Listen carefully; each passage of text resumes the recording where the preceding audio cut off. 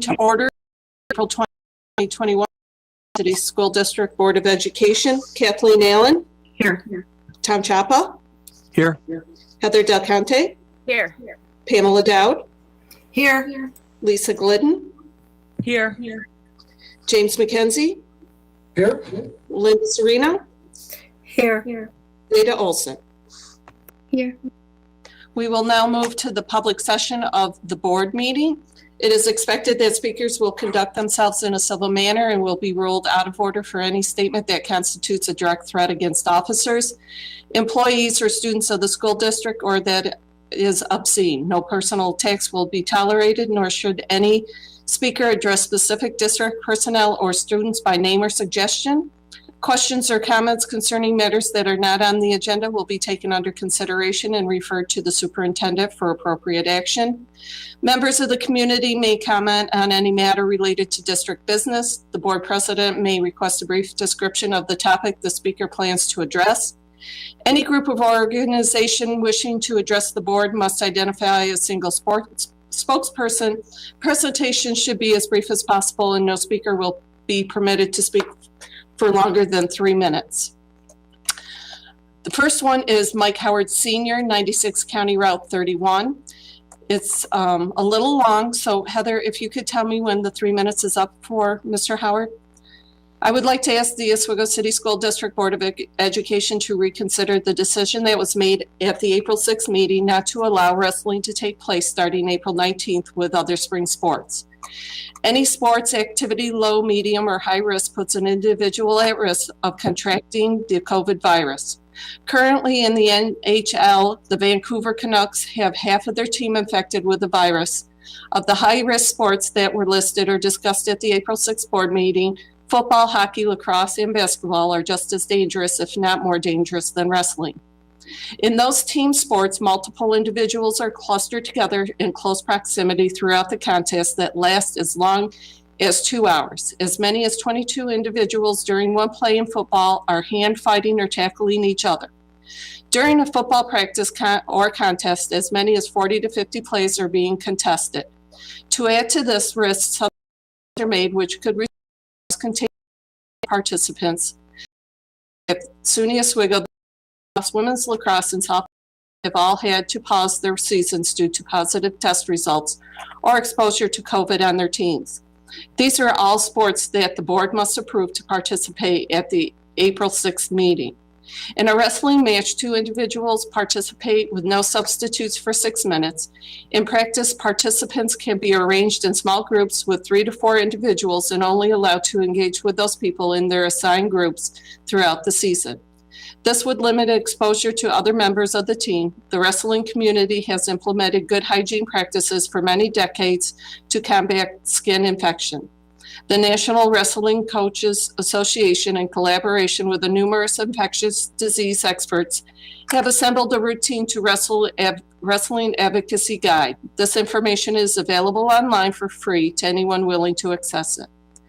Wrestling can be contested in a safe environment. 29 state athletic associations have already hosted state championships this year. 5 states have seasons in progress, while 7 other states are beginning seasons in April. Here in New York State, Section 5, Rochester to the west, and Section 2, Albany to the east, have successfully completed a dual meet season in February and March. On Long Island, 132 high school dual meets were conducted in 10 days from February 13th to the 22nd with no positive cases. At the collegiate level, wrestling did not have a single positive COVID-19 test at any of the collegiate national championships that were recently conducted, including the NWCA National Championships. At the NWCA Division III National Championships, 1,500 COVID tests were administered over a 5-day span with no positive results. According to the unofficial roster found on centralnewyorkwrestling.com, the decision not to allow wrestling the opportunity to participate impacts at least 20 returning student athletes. That's 3 minutes. Okay. I will forward the rest of it to the board and to the superintendent. The next one is John Hollander, 411 Federation Road. Karen, Yep. may I ask a question? Sure. Do we know individual is an adult or a student? It is an adult. Thank you. You're welcome. John D. Hollander, 411 Furnace Station Road. Can someone answer a previously submitted question of, is the Oswego City School District embracing critical race theory in its instructional curriculum? Jenna Thompson, 176 West 9th Street. For the board member that stated that the DARE program isn't effective, have you researched or spoken with Officer Grover about the curriculum?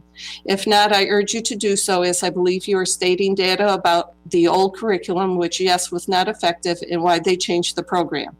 With the opioid crisis, overdose epidemic, and the synthetic drug use on the rise, cutting the DARE program would be a mistake, to put it mildly. Officer Grover goes above and beyond in creating a trust relationship with the children.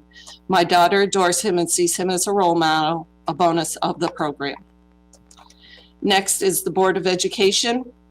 A, approval of Proposition 3, Library Proposition, that the Board of Education approve the following language to appear on Proposition 3 for the budget voting election to be held on May 18, 2021. Shall the Oswego City School District Public Library Board of Trustees be authorized to levy and collect an annual tax separate and apart from the annual school district budget in the amount of $1,361,215, an increase of 2% or $26,600 for the continuing support of the Oswego City School District Public Library, with this appropriated amount to be the annual appropriation until thereafter modified by a future vote by the taxpayers of the Oswego City School District. And a library trustee, 5-year term, vote for one. Could I have a motion? I'll make a motion. I'll second it. Linda, any discussion? Yeah, Mathis, I don't see him, but I'm assuming he's in this meeting. But could you just explain to the public, just for those that aren't aware, that what the library budget, how it has nothing to do with our school district, but it's on that? You're muted, Matt, Matt. you're on mute.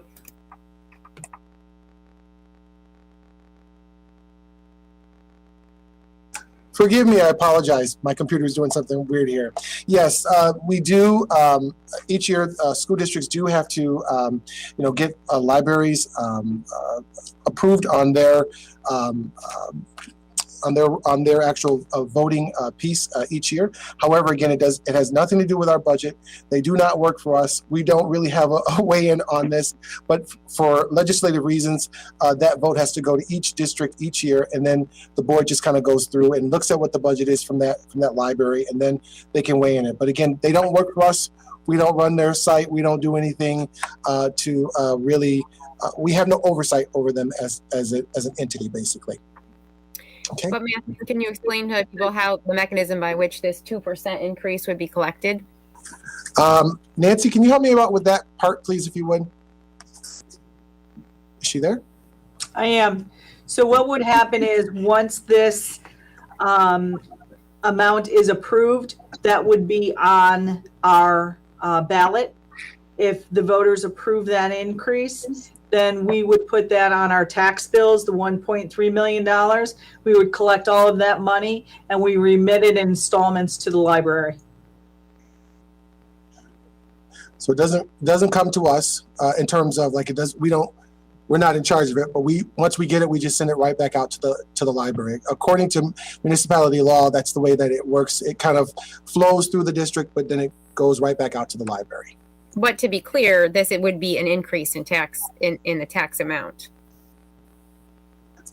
The 2%, Our tax amount? not in our taxes. Right? No, it would come. So that's what I'm not understanding. What is you said it goes out in our bill, basically. Right. We collect it on behalf of the library. We collect their levy. So the $1.3 million, should the voters approve that, we would collect that on behalf of the library and then remit it to them. Right. I'm understanding that. What I'm not understanding is, so let's say we didn't raise taxes as a school district, but the library wants to raise their portion, then it would come across as an increase in taxes to the taxpayers. Yes, I mean, it would, but not from us necessarily. From the Right, I library, understand that, but I think that's really important for people to understand. Yeah, you are correct. Yes, Heather. Tom, did you have a question? No, I was just going to clarify this, or try to anyway, that it's that separate line item that we always see on there. It has nothing to do with us. So in the adjustment, and I think what you said, Heather, yeah, to help the public clarify, it's not coming from us. It would be coming from the library as its own entity. Yeah, Heather said it perfectly.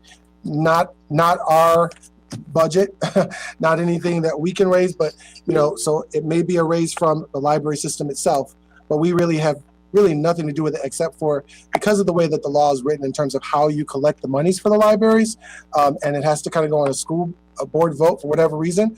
We just collect it and send it right to them, but it's their vote, so the public could say yes or no to whatever that raise is from the library as well. And the library has its own board. Yes. Also, All oversight. we are not part of it. Yeah. Okay. Tom, you have your hand up? Oh, okay. All in favor? Aye. Aye. Opposed? Next, we'll go to the superintendent's report with Dr. Kelvin. All right, thank you so much, board. We have a number of things we want to go through. I want to start out tonight by highlighting some great things happening with our kids, then talk about reopening plans. We'll talk a little bit about follow-up items, and then get right into our budget, which is really the bulk of our meeting tonight. So if you can move ahead, Matt. I just want to start out by sharing a couple names of some great things that have been happening with some of our kids. So the following high school students are working currently at the Nursing Home and Healthcare Agency. These students do get COVID tested weekly to work with seniors and others in the community. So Laura Cummings, Cassidy Goodwin, David Harvey, Azia Reagan, Michaela Sheffield, and then Grace Steffens. And also we have another student who's not listed, but I want to make sure I say her name, Melanie Solano, also works at St. Luke's as well.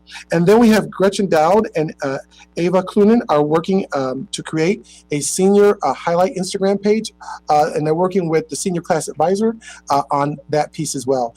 These kids in the middle of COVID-19 are doing everything that they can safely to help and give back to our community.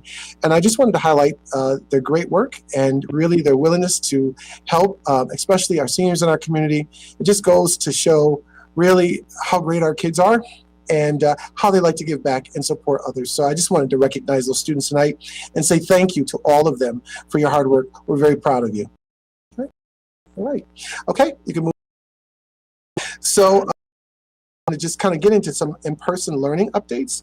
So as everyone kind of knows in our community, we have received guidance most recently on April 9th from the New York State Health Department. There were 2 different forms of guidance. We did send that guidance information out to the public so that everybody can see the 24 pages of guidance that we got in one bulk, and then we had some additional guidance that came as well.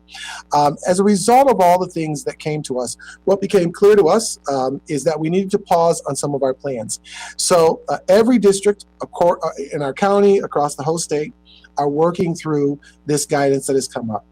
And what it kind of says to us is before you do anything else with bringing more kids back, right, you need to have a plan that has the nearly 100 changes in it. You have to update your plans wherever necessary.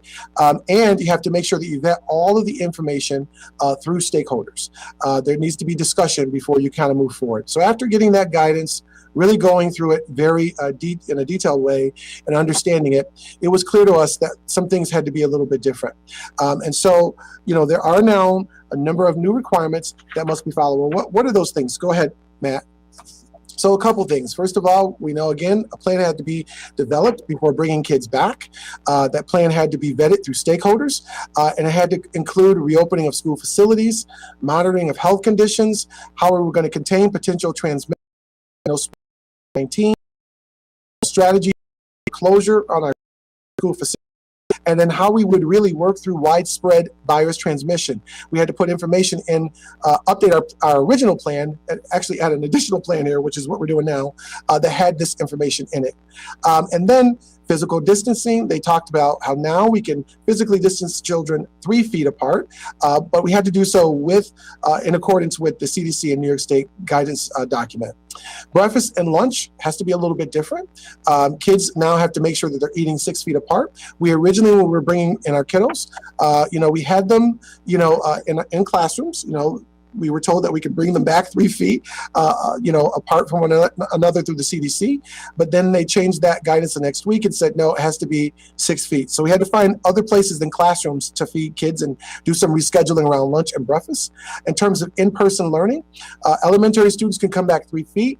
But secondary students needed to be cohorted, and we had to have limits in place because of the spread around secondary students, basically. So we were actually already doing cohorting. We've been doing that since we've been bringing our kids back at the secondary level. Our plan was to try to bring everyone back, get everyone in for 4 days a week at least, but clearly that was not going to be able to be done. And there were some real challenges around the cohorting piece because we, according to the CDC, are in a red zone, and there are real strict requirements around really the cohorting for kids if they're going to come back in person at the secondary level. Transportation. We had to make sure, of course, that buses are socially distanced. There was no change in the guidance around transportation. You could bring them back, but the most we could do was 22 kids on a 66-passenger bus. And so changing our cohort model, all of that had to kind of shift the whole busing, the transportation, all of that had to go through a whole rerouting again. Can you go ahead, please, Matt?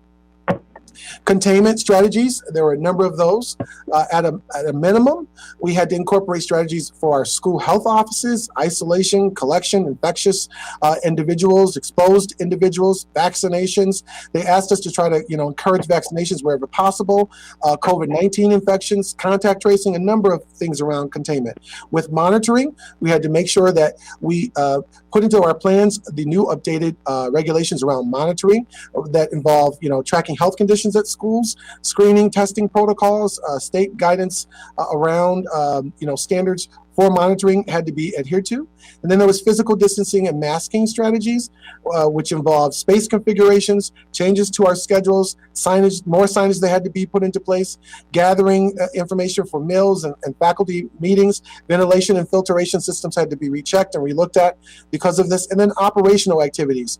The district had to make sure that our plan for cohorts for in-person instruction, and then movement throughout spaces, and also movement amongst comers, deliveries, faculty and staff entrances and exits. All of those things need to be relooked at. Go ahead, please. And then lastly, we had to make sure that we took a look at places, to make sure that we had the proper PPE in place, hygiene, cleaning and disinfections, coordination of phased reopenings. And then with process, we needed to make sure that we had written protocols in place, again, for the screening and testing, the health and screening temperature checks, the diagnostic screening testing, a number of processes. As you can see, there's a lot, right? And this is really not all of them. I tried to just give you a flavor of what was happening. And so all of those things, we had to have a plan in place. We had to vet this plan, and we had to kind of pause until we had all of that done. I have to tell you, that has been a little bit of a challenge, but I want to thank our district staff because they've been working very diligently, and we've got information pretty much all set. Can you go ahead, please, Matt? So next steps. This week on Thursday, we're going to be meeting with our stakeholders. That meeting is Thursday morning. And then our goal is to return our students for more in-person learning right away. Now, earlier today, I did send out a letter to all of our parents, sharing with them that our plans that we've had in place here to bring our elementary students, the rest of them, grades 4 through 6, back. That plan, we have looked at everything, got everything in place now. So we're pretty much all set. Our goal right now at this time is to try to get things back in place for next week, right? And we've sent that note out to our parents earlier this afternoon. For 7 through 12, that plan right now at this time, the minimum that we're looking at is to continue pretty much what we've been doing, the cohorting of Group A and Group B. Now, if at our Thursday meeting, we hear more from our parents and there's some other things that we need to look at, we will retweak things, and we will certainly get things where they need to be at. But our goal is at a minimum to offer, the 4 days a week for grades 4 through 6, continue with 7 through 12 as is, and whatever needs to be added, we'll work to re-add it. We're moving quickly, as quickly as we possibly can. I know that there's some in our community who would like to see us do it even faster. As you can see, this is a very detailed project. All school districts are doing that.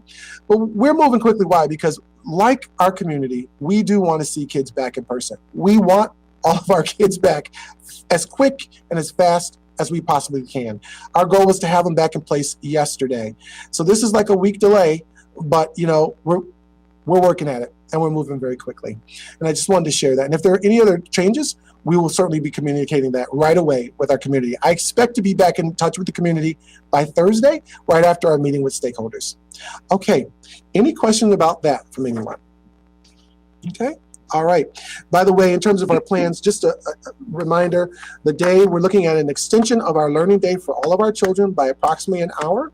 And then on Wednesdays, at this point in time, we're thinking about half the day will be live streamed instruction. The other half of the day will be asynchronous. And during that asynchronous time, one-to-one, small group, academic intervention services, social emotional supports, all of those things will be happening to support our students who are online. We did need that time still in. So we'll see how things go on Thursday, and then we'll be back in touch with everybody. Okay? Everybody all right? Okay, great. All right. Let's just, a moment, board.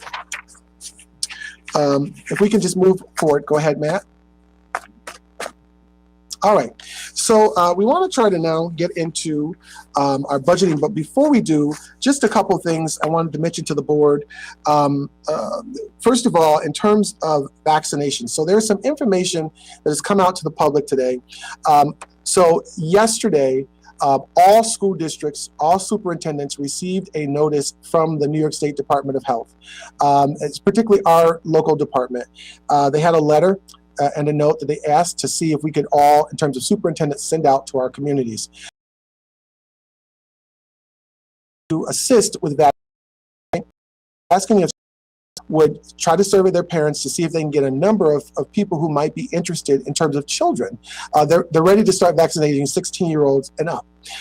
And actually, they're also making plans for age 12 and up as soon as that vaccine is available. So what they like to do is just get an idea in terms of numbers, who might be interested. People are not required to do it. They don't have to if they don't want to. Everyone's on their own. But they've asked schools to survey parents and to see who might have interest. And then once they get those pieces back, what they're looking to do is partner with all the school districts, including Oswego, and see if they can hold vaccination clinics right in the schools, right? So we do have 3 sites, 3 gyms that we could certainly do this in, and they're trying to do it as quickly as they possibly can. But again, it's based upon, you know, the numbers that come back. So there is some information that, you know, we do have as a district that's already been sent out, and the goal is just to try to get some preliminary information if people are or aren't willing to do that. And then once we have a number, we won't give names at this time. We're just going to give numbers right now to the health department to let them know how many people we think will be interested in doing that. And that's happening at all of the districts in our county. All 9 have the same information that they've been asked to send out and see if they can assess. Any questions about that at all, board? I have a question, Mathis. So as far as liability goes, this is not an FDA-approved drug. It's not an FDA-approved shot, and it's being put out there because it's an emergency situation. So what's the liability with the school district in holding vaccinations for students? Well, if there's a vaccine injury, can any of that come back on the school district? Let me look at that with our to ask that question. It's great. I'm not sure. I do know years ago, I think I can remember like the swine flu, if I remember what it was, the H1N1, if I remember correctly. There were years ago where they did vaccinations in schools.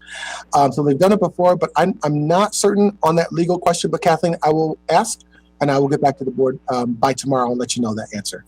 Thank you. Sure. Heather? Mathis, I kind of actually do know the answer to that question because I have worked with the health department to put to establish community sites, and I asked that exact same question for the folks who were providing a location if they'd be covered with liability, and they absolutely are covered because the health department comes with all of their own insurance that covers anything that would happen. Now, I don't know. I mean, as you know, vaccine injuries are a tough thing to prove via the law, but let's say somebody came for a vaccine and got injured, tripped and fell or something like that happened, they would definitely be covered. They do have, when they come to do clinics, they do come with an amount of insurance as well, the health department.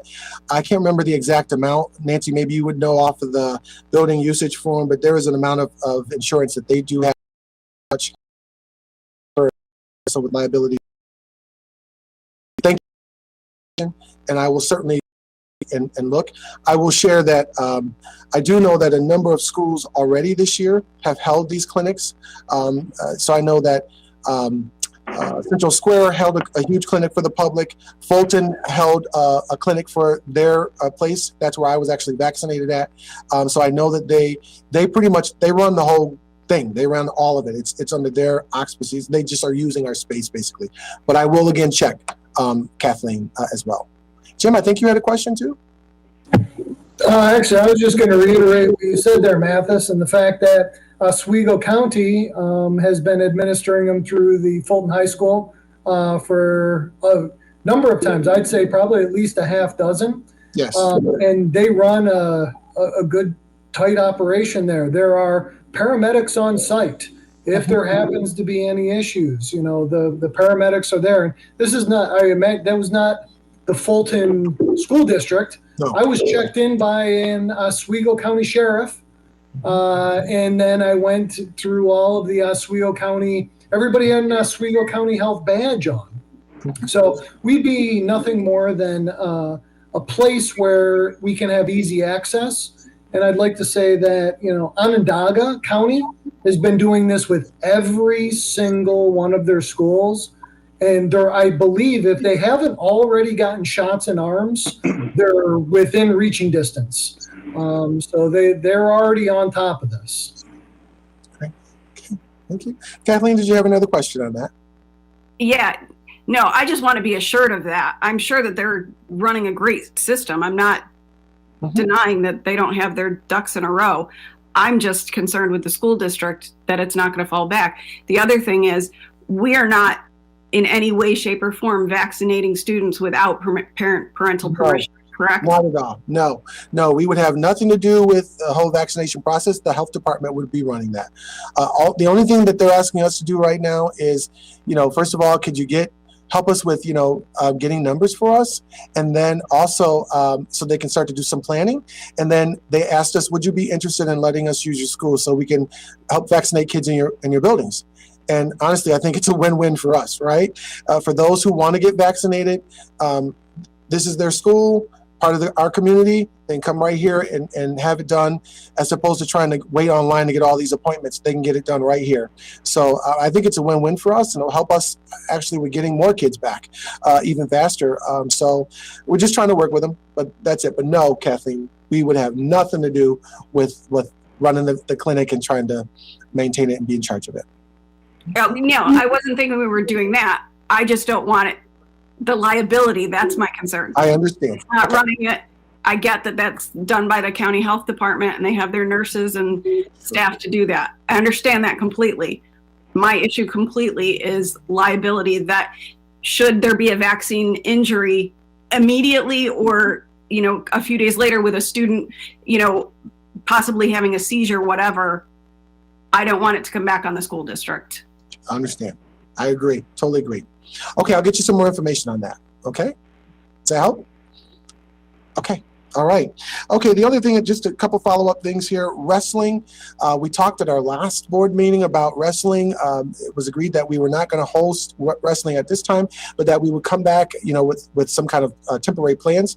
At this time, what we're going to do is plan for a wrestling clinic with some conditioning. We'll work on some different wrestling strategies and moods and things that kids need to do to be prepared for next year's season, which will be coming pretty soon.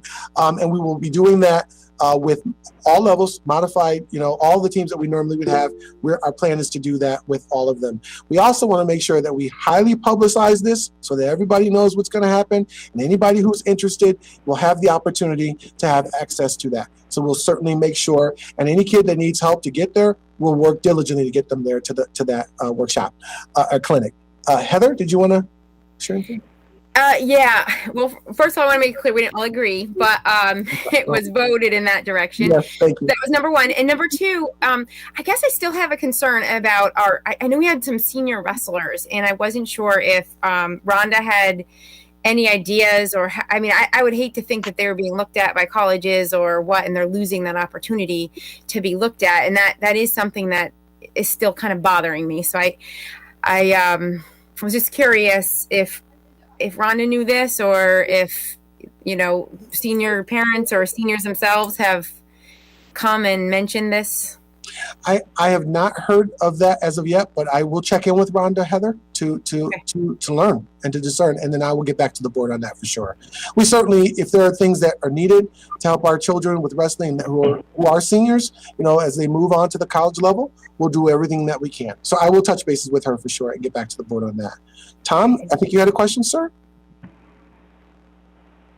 I just wanted to make sure with the decision we made last time, has that already been basically procedurally, we've already eliminated the possibility of being engaged with wrestling this year? Have we? Yes. Per the board's final vote, I believe what was said at the last meeting was that we would not be wrestling, and that we would come back and figure out something that could be done, which is the clinic that we are proposing to do, if that's acceptable with the board. Right. I was just saying, in light of the letter from Mr. Howard and other information that had been received, if we wanted to revisit that or review it, or if we had already, because of the decision, if we missed the opportunity relative to the league. Not that the decision would change, but if that was anything we could bring to the conversation, or would. Yeah, I believe at this time we would need to kind of move forward. I think we're pretty much all. It'd be difficult to restart that whole process again. I think at this point in time we should just move forward with what the board suggested at the last meeting. Tom, maybe am I missing the question? I want to make sure I'm understanding you.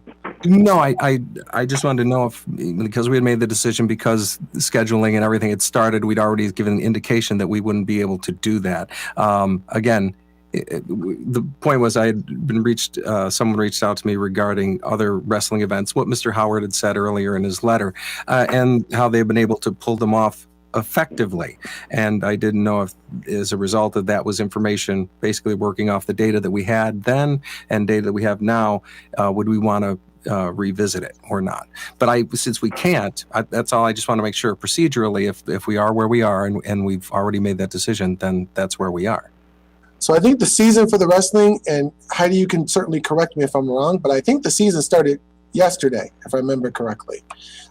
So if the board wishes to revisit this, certainly we are at, we work at the discretion of the board. So if the board wishes to revisit it, certainly you can. Our plan was, after our last vote, was to move forward, together a kind of a conditioning workshop for, and we planned on. So go ahead. Procedurally, Tom, I think it's always been my understanding that if someone voted against something, they're the one that can bring it up for a vote again. Is that, Karen should know that. But that's the way I remember things happening. So if you wanted it to come back to a vote, Tom, you can do that because you voted no on it. That's my understanding of the way it works. There is a certain amount of time that the person that voted on it can bring it back. I think technically too, you can't have already acted on the motion, and I believe by getting out of the league, we have in essence acted on our motion, and that's fortunate. I think that's what. Yeah, Heather's right about the fact of not being able to reconsider something that's already been acted upon. And if we've already indicated to the whomever above that we're not participating, if we're off the schedule, then we have acted upon that motion. And I do think there's also something about notifying the group within a time period about being able to reconsider. So you can reconsider within a session, whether that session is a single meeting, a amount of time that you have, with a group of meetings. So you could reconsider at the very next meeting. But I do believe there is a period of time ahead of that meeting. You need to inform the membership that the motion will be reconsidered. Yes. So I think there's actually a couple things in here. Okay. But there's been things in the past that we've done. I mean, I can't remember what that issue was in December. I remember sitting in my car and we had a board meeting about something that was passed and somebody wasn't feeling, it didn't set well. And we had started moving, things had started moving on it. Heather, maybe you remember what it was. Yeah, because I brought it back, but I brought it back within 24 hours of our vote, and it hadn't been acted on yet. So we had a very small window of time where we could bring it back and reconsider. And because I was a yes vote, I could bring it back to the table and as a reconsider. Oh, okay. It is the yes vote. I'm sorry. Yep, you're right. Okay. Yeah. Well, I would just like to say, not to change anything, but this is kind of representative times that same things, our plans change, and we're making decisions with the information that's in front of us and the most informed that we have at that moment, and things are changing. So I just want to make that statement relative to the public. When we get it, we'll make the decisions. Unfortunately, we are where we are right now, and I just wanted to make that clear. Thanks. Okay. All right. Okay, are we all set to keep moving? Okay, and I wanted to share one more last thing, and then we'll get into the budget. So I just wanted to share with the public and with the board as well where we're at. We had some about our, and I wanted to share it so people going. So at our April 12th, we had a conversation with our folks from King and King around the track. So just keeping in mind, this year has been a very different year. It's been challenging to figure out what's going to happen when, right? So sports seasons the dates have switched around all over the place, up and down here and there, right? But back in the early fall, we wanted to try to get the track started. We had some work that was done a little bit early. So our goal was try to get the track done as quickly as we possibly could. So we did have people go up, start, tearing up pieces of the track, and the goal was try to get the track done faster and ahead of schedule than what actually it was normally set for. So now that the weather has broken, our goal was to get up and get things moving. So at that April 12th meeting, it was shared with us with by the architects that the asphalt plants, there's a plant that opens up around May 5th. And then not only that, but they were going to try to get the asphalt done right away. However, the tracking surface has to be scheduled when there's a sustained temperature of 50% or 50 degrees or greater. So what happens is you lay the asphalt. That requires a 14 to 21 day cure before the topping can be installed. Then the topping is put in. It has a 3 to 7 day cure. Weather permitting, right, everything is then done shortly thereafter. But there does have to be a 50 degree or greater sustained temperature over a number of days. Our weather has been good, but then it goes up and down. Like tomorrow they're talking about snow. And then today it's been like 40 and the day before. So there's been some challenges around this. So what's clear to us is that this is going to take us yet a couple more weeks to get done. Although it's ahead of schedule, it's challenging us right now because our kids, for track, we want them to be on the track to be able to practice. In the interim, while we're trying to wait on getting this whole thing done, what we're doing is we have reached out to several locations. We reached out to the college, we reached out to Fulton, and we reached out to Hannibal to see if there's anything that could be done in those places. The college could not accommodate us. They said no. Fulton said they couldn't at that time. However, Hannibal said yes. We can accommodate you. You can come and do all your rehearsals, your practices here. Whatever you need, we'll work with you for sure. The goal is just the only piece is we just have to get kids over there. So we have to get busing to make sure we get them there and be able to transport them back, basically. But that was the emergency fix until we can get the track done. So I wanted to share that, what happened in terms of history, that we did vet this through with the facilities committee on April 12th, and we are working diligently to get this done. So while the work will be done ahead of schedule, it doesn't help us at this time because of some of the delays because our kids need to get on the track right now. But we do have a backup plan, and we wanted to share the history and what happened. Heather, did you have a question? Go ahead. Yeah, if it's ahead of schedule, then we must have been planning for not having a track.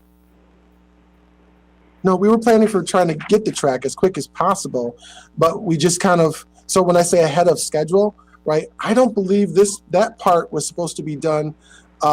Nancy, do you have your phase sheet there in front of you when that was supposed to originally be done? I don't have my phase sheet in front of me. I believe it was supposed to be done several months delayed. Tom, do you recall? I don't have my sheet in front of me right now. Right. Don't recall.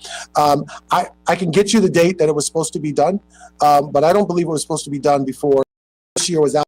It was really track and we thought we were trying to get ahead of the schedule, and then all these sports got moved around. So, we started to do our end first, but things got moved around, which caused a problem for us, right? Heather, go ahead. Well, just to be clear, track is right where it was supposed to be and timing wise. So I think it just was a misjudgment because I don't really know of many Aprils where you get sustained weather over 50 degrees. So, so I think unfortunately it might have been just a mistake, but I'm hearing from you that the tear up happened in the fall. So were we supposed to get it done in the fall? No, they were just trying to get at least that part done so that way we can get this kind of moving forward. Nancy, can you help me with I can't remember the exact dates. I can get my book while you're talking. Well, yeah, I mean, it's kind of a moot point at this point, but I'm just trying to catch, because King and King would understand that this is a cold zone. And I mean, we have track practices in the snow through April. So I'm just like trying to get my head around why we did it this way, but I can appreciate that we did, and this is where we're at. But I just am confused why King and King would think. I can pull up the whole file, and I can bring that back for the board for sure. I can certainly share it, and I think you'll understand a little bit better. I'm trying to answer all the questions right now. I don't have all my information in front of me, but I can get it and bring it back to you. Certainly it's unfortunate. We apologize for the mix-up, and in the meantime,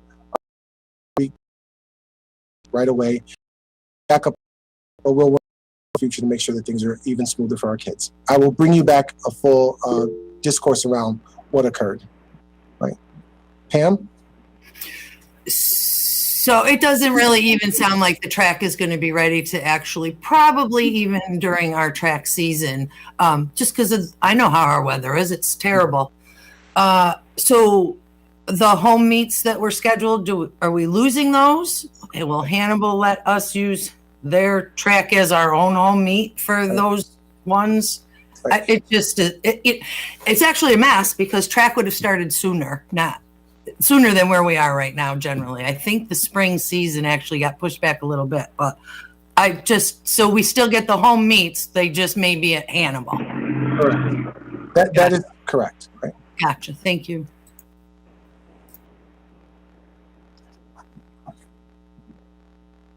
I will check on when the season normally starts, Pam, just to bring that back as well. And then I will also get you more information around more details. Okay? All right. Any other questions on that board? Set? All right. We're going to move on to the budget at this time. All right. So at our last board meeting, go ahead, Matt. We talked a little bit about our budget, a lot about our budget. And again, our goal is to, make sure that our budget is fiscally sound, that it's not excessive to taxpayers, that it's flexible, it provides for flexibilities within budget codes. It's foolproof in case an emergency comes up or something occurs that we did not expect, like we're currently in COVID-19. Who would have thought that we would have the challenges that we've had this year, right? Or, our emergency project. All examples of foolproof, why we want to make sure we foolproof the budget, and also that our budget flows, that it has enough cash flow available should state aid be withheld. Okay, so those have been the goals. Go ahead, Matt. In terms of the 3-component budget, at our last board meeting, this is the budget that we shared with the board. So you'll see the proposed budget for administrative, for capital, in terms of the and program. The percent change for administrative is 2.6%, capital 1.6%, program 4.3%. Total budget is a $91,841,799 budget with a percent change of 3.7%. Go ahead, Matt. So in terms of additional revenue that was used, the state aid projected in budget is just over $37 million, almost $38 million. State aid projected from March was $36.9. And then the additional state aid that was received from our original projections was $1,033,793. We used to close the gap $609,668, and then we used to keep tax levy, there from the state aid. We used $359,687. Okay, Matt, go ahead.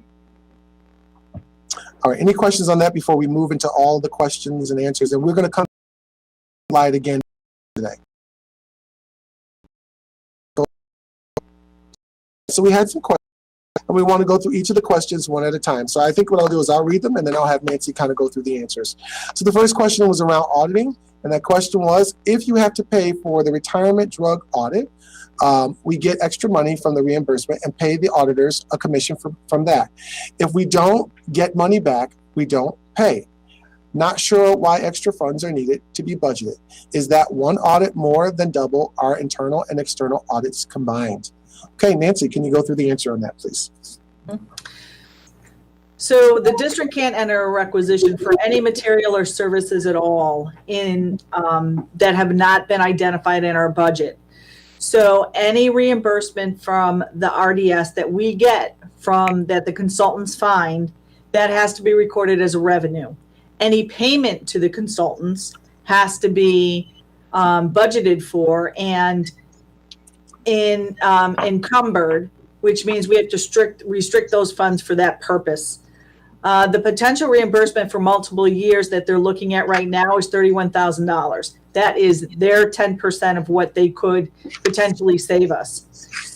So there's no timeline on when the funds are going to be received. They're working through the retirement drug subsidy program. And right now, we also have a large retirement drug subsidy payment that is being appealed by the consultants in the amount of $353,000. If successful in that claim, then our payment to the consultants would be $35,000. That is not in the budget. So what we have done is we're thinking that we could get the $31,000 next year. Actually, the $310,000. We would actually have to pay them the $31,000 next year. So that's why we increased the budget for that piece. Okay. All right. Second question. $168 increase referenced in the workshop is based on the previous year's budgeted amount. The person who was on with us, I believe that's Dave Cristofelli who's on. He's waiting to talk a little bit about the electrician piece towards the end of the meeting. I just saw that question. Okay. These numbers represent how much we actually spent in previous years. Why an increase when we've never come close to spending that much? Didn't software packages mentioned at the workshop come with the new Chromebooks we bought? Okay, go ahead, Nancy, please. So when you're looking at what was actually expensed, you also have to add in what was encumbered that is still outstanding. So when those encumbrances roll from year to year. And when you look at that total amount from what we projected to spend, as of for the current year, we've almost spent 90% of our budget. If you look back at last year, the year before, we're spending most, if not all, of our budget. 1920 was an anomaly, and that is because in 1920, the year, for all intents and purposes, ended in March when COVID hit. So the money that is in there is used for our copy machines.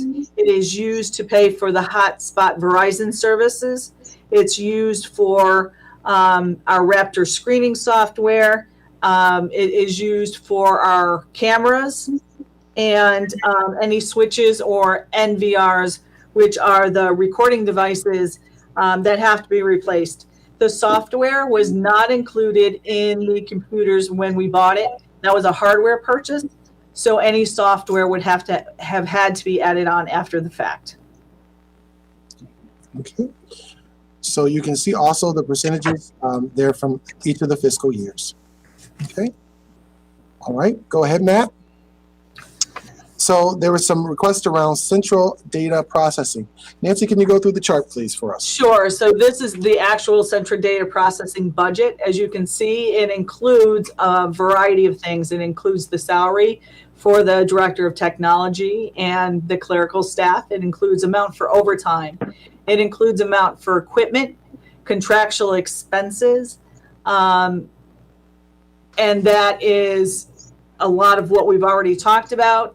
It includes $10,000 for equipment repair on all of the new devices, some in-service or in-district travel. BOCES services are all of the BOCES projects and all of the BOCES COSERs that we participate in. And in following in this presentation, you'll see all of our BOCES COSERs. Supplies, computer supplies, that is toners, cartridges, anything like that. And then computer software is just a small piece that is for small computer software programs that he has to use. But the majority of it is in contractual expenses and in BOCES services. Okay, thank you. Go ahead on, Matt, please. The next question is around curriculum and instruction, and it says, why is a payout for retirement under this category and not retirement? How much is the buyout? I'm sorry, Kathleen, did you have a question before I go on to that question? Yeah, I had a question on that, the central data processing. I mean, is that, so that's not the entire technology, because you've got director of technology and the computer programmer, but there's several people in that office, including the 2 temporary people that we hired for 1 year, but now we're going into 2 year with those positions. How come those aren't included in that group? That is in another budget section, Kathleen. It's under the instructional budget because those people actually are under the 2630 technology budget, which has all of the instructional services in it. So that's where you're going to see the rest of the staff. Okay, Jim? Okay, I guess in the future, it might be nice to put, you know, just maybe in parentheses at the bottom, what the additional staff is for that and the costs, just so that we kind of get an idea of a holistic idea instead of just that sectioned out. Okay, sure. Thank you for the suggestion. Okay. All right. Thank you. Jim? So if I may, Kathleen brings up something that's been kind of at the forefront of my here with meeting about how the budget book is prepared after the vote by the board. But I would just like to kind of voice my thoughts here on that, because we've been to now 2 or 3 meetings and a workshop where we've talked about budget numbers and things are talked about in broad strokes. And I think it's appropriate in that manner. But when it comes down to the end of the day, when the board here needs to vote on a budget, to me, the budget book, which contains all of our line items, is really a true representation of what our plan is. And it's something we prepare for the public, right? So, and again, and I know this is past practice, so I know I'm speaking to things that it may have been done this way, but as a newbie, I'm gonna use this as up until next year. Maybe I won't use it that much next year, but as of right now, you know, I look at this of saying I'm voting on a budget where I'm basing my memory off of these last slides in meetings 2, 3, 4, 8 weeks ago, and not about what is actually in the print that will go to the public. So the public gets to see the budget book, right? But they only get to vote yes, no. We as a board who can actually help affect different items and help prioritize based on the ways that we see it. That's something that, because we don't have that minutia, we're losing from our conversation. I think of salaries. You know, we talked about just a couple slides ago, we have a line item for salaries. But in that discussion from our workshop, we probably talked 30 minutes at least about 4 TAs, right? And I'm not sure what has really ended, how that culminated into whatever.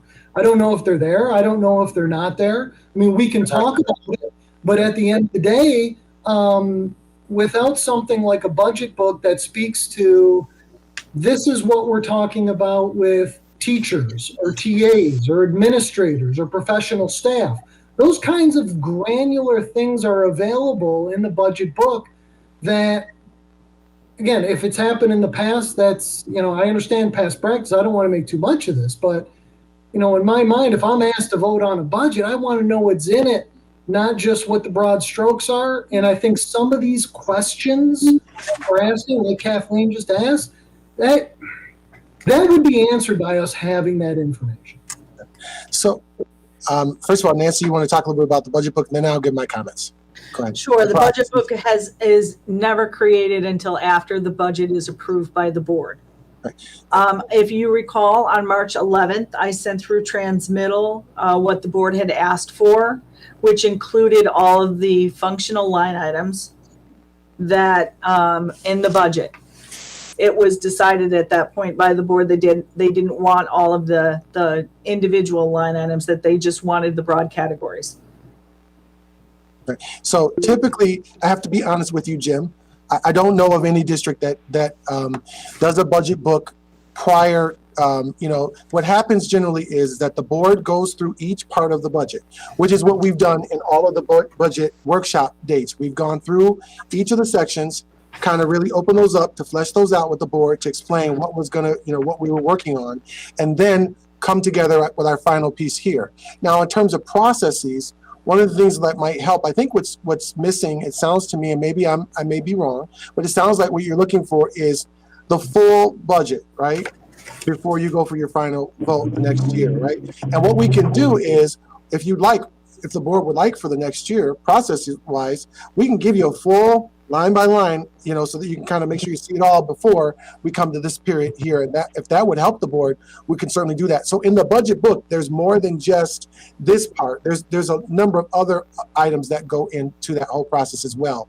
Generally, what happens is the board understands and accepts its budget. And then once we have it adopted or approved, then you create the budget book with all of the, there's writings in it, there's notices in there, there's a whole bunch of other items that go in there. So just think about, recently we had the BOCES meeting. They had their annual meeting where they talked about their budget with all the component districts. So the board decided what they wanted first, right? And then once they had adopted their budget, they put it together in a book for everybody to see with all of the details that were needed, and then they send that out to their public. So there's some processes that come for, that's generally the way that it's done. But you know, if the board said to me, even, hey, you know, if you have a, you know, I think what you want is the information to make sure you're all good.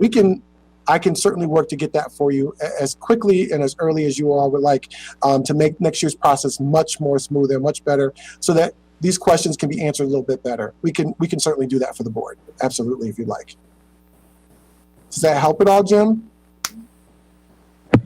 Yeah, it does. And, I only thought about this, the last meeting, and it was, he said it was coming later, and I didn't say anything again until an email to you on Saturday, Mathis. So no, I get that that ship may have sailed for this year. But as with this is my first year on the board, and as I'm learning, whenever I'm confused, I've been taught to ask questions, and so this is something that I think for the next year, I think would be good, including maybe even moving up our schedule a little bit and starting to workshop in March, even though the state numbers may not be in. I like Tom's idea of talking about this quarterly. Is it more work? Sure. But, I didn't sign up on this for any other reason than to try to help in any way, shape, or form I can. And one of the things is, and I know Pam's mentioned it before, and I appreciate it, I'm a numbers person. And when numbers don't make, they add and subtract and multiply and divide certain ways, right? So I do thank you. Sure, absolutely, Jim. We this year we tried to start in December. I think that's when we first had our first capital budget presentation. So if the board would like to start even earlier, absolutely. I see Heather and then I see Tom. Yeah, I just wanted to make a point that, every year we have been told all you're voting on is the number. That is what you're voting on. You're not voting on the specifics, but we'll get back to the specifics. And that's where we can, dice out people's priorities and have you contribute in that way. And then it never comes back to us, like ever. So, in fairness to other things, take its place and you get busy. But I definitely think moving forward that all of this confusion has caused us and kind of forced us to really look at this.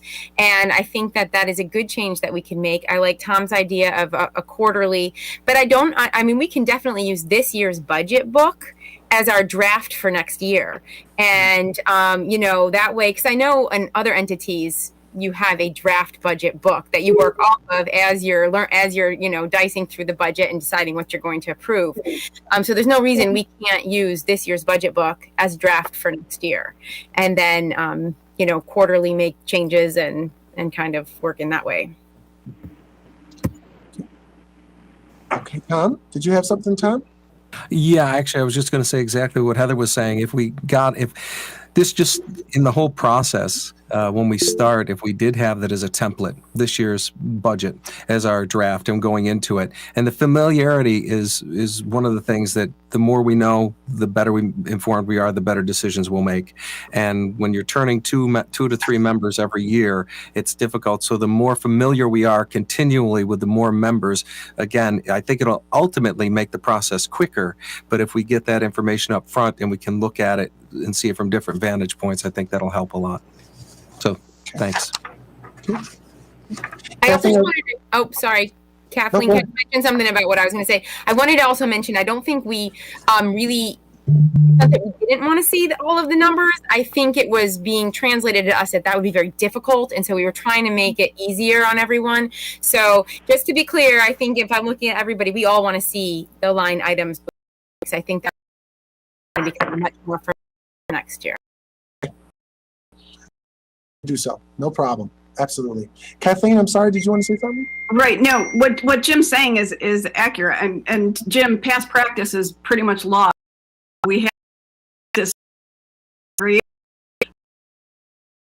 year. That's every year the board, because we don't like to have it come down to crunch time like this every year. And and it just never pans out. But every year we start saying in October, okay, let's start the budget process earlier. Let's start the budget process earlier. And this always seems to happen.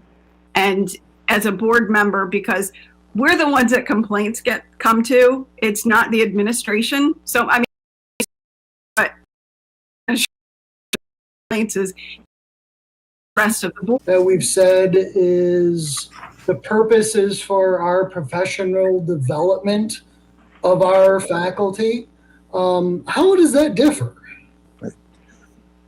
So go ahead. So school improvement, go ahead, Nancy. So some of the services we can run through BOCES, and that is so that we get aid back on it. The other ones that are staff development, which are outside of the BOCES COSER, which Carrie does. And I believe that Dr. Sweeney also has a small piece of another budget. Those are outside, so that if they want to send someone to Albany or for training or anything like that, that's what that money is for. But these are actual staff development that BOCES provides. Thank you. All right, moving on. Go ahead, Matt. So a question around in-service training and instruction. What professional development will be done with next generation standards? This is so much more than anything we've done in the past. It looks like we haven't been doing much training at all in the past. Go ahead, Nancy. So the next gen standards, as were mentioned in the previous board meeting, are for grades K through 12 in ELA and math. The professional development includes a refresher. They had, and I believe Carrie Plass can speak better to this than I, but the refreshers, they actually started PD on the next gen standards, but then COVID hit. So this is going to include a refresher on everything that they learned before. It's also aligning the standards and creating lesson plans. And this work will be led by a BOCES consultant. So this is going to be part of that big BOCES number that you saw. And the budget is used to pay teachers that come in for this professional development over the summer. There was also something that was cut out of the budget last year in the budget reductions that were made prior to getting the budget to the board, $25,000 for mentors. That was added back in this budget. It was something that Mary Beth Fierro had asked for. It was and asked to have back. The department teachers and the secondary level and all of the elementary teachers will receive PD in ELA and math. And it also includes PD for next gen science standards, which are aligned to the Smithsonian Institute Science Instruction for K-6. Right. So the next gen standards are new. We started some training last year, but it got interrupted. And so we have less than a 2-year window to get everybody up and understanding what those standards are, writing curriculum, using the standards, aligning their day-to-day operations with the standards. It's a heavy lift, to be quite frank, with for the district. It's a whole, in many areas, it's a new paradigm and a new shift for the staff. And so it will take a lot of hours of professional development. It will take us working with staff to understand the changes in the summer and during the school year, throughout the year, because the following year, we have to be ready to go to move with it moving forward. Carrie, anything else you wanted to add? And then I see a question from Linda. Carrie, are you there? No, I think you've covered mostly everything I was going to say. It's to understand in the slide before when you talk about the budget for coming from city BOCES, the person that I am going to be utilizing to present the PD to our teachers, then that we have to pay out of our general budget. She gets paid out of the bucket on the page before, then we have to pay our teachers to attend. So when I work with her to develop the K through 12 the in-service, the workshop, she's the one doing the work to develop the workshops. So she gets paid through city BOCES, and then we have to pay our own teachers to attend. So I think that might help you understand a little bit more about the city BOCES services that we do get for curriculum and instruction. It's to support whatever we're doing within district. And we did start 2 years ago with the rollout of the next gen standards, and we did come to the pause. So I'm bringing teachers back in to bring them back up to speed, refresher. Plus we have new teachers that have to run through it that weren't part of our staff the year before. And so that's basically why some of the money is looks like it's increased.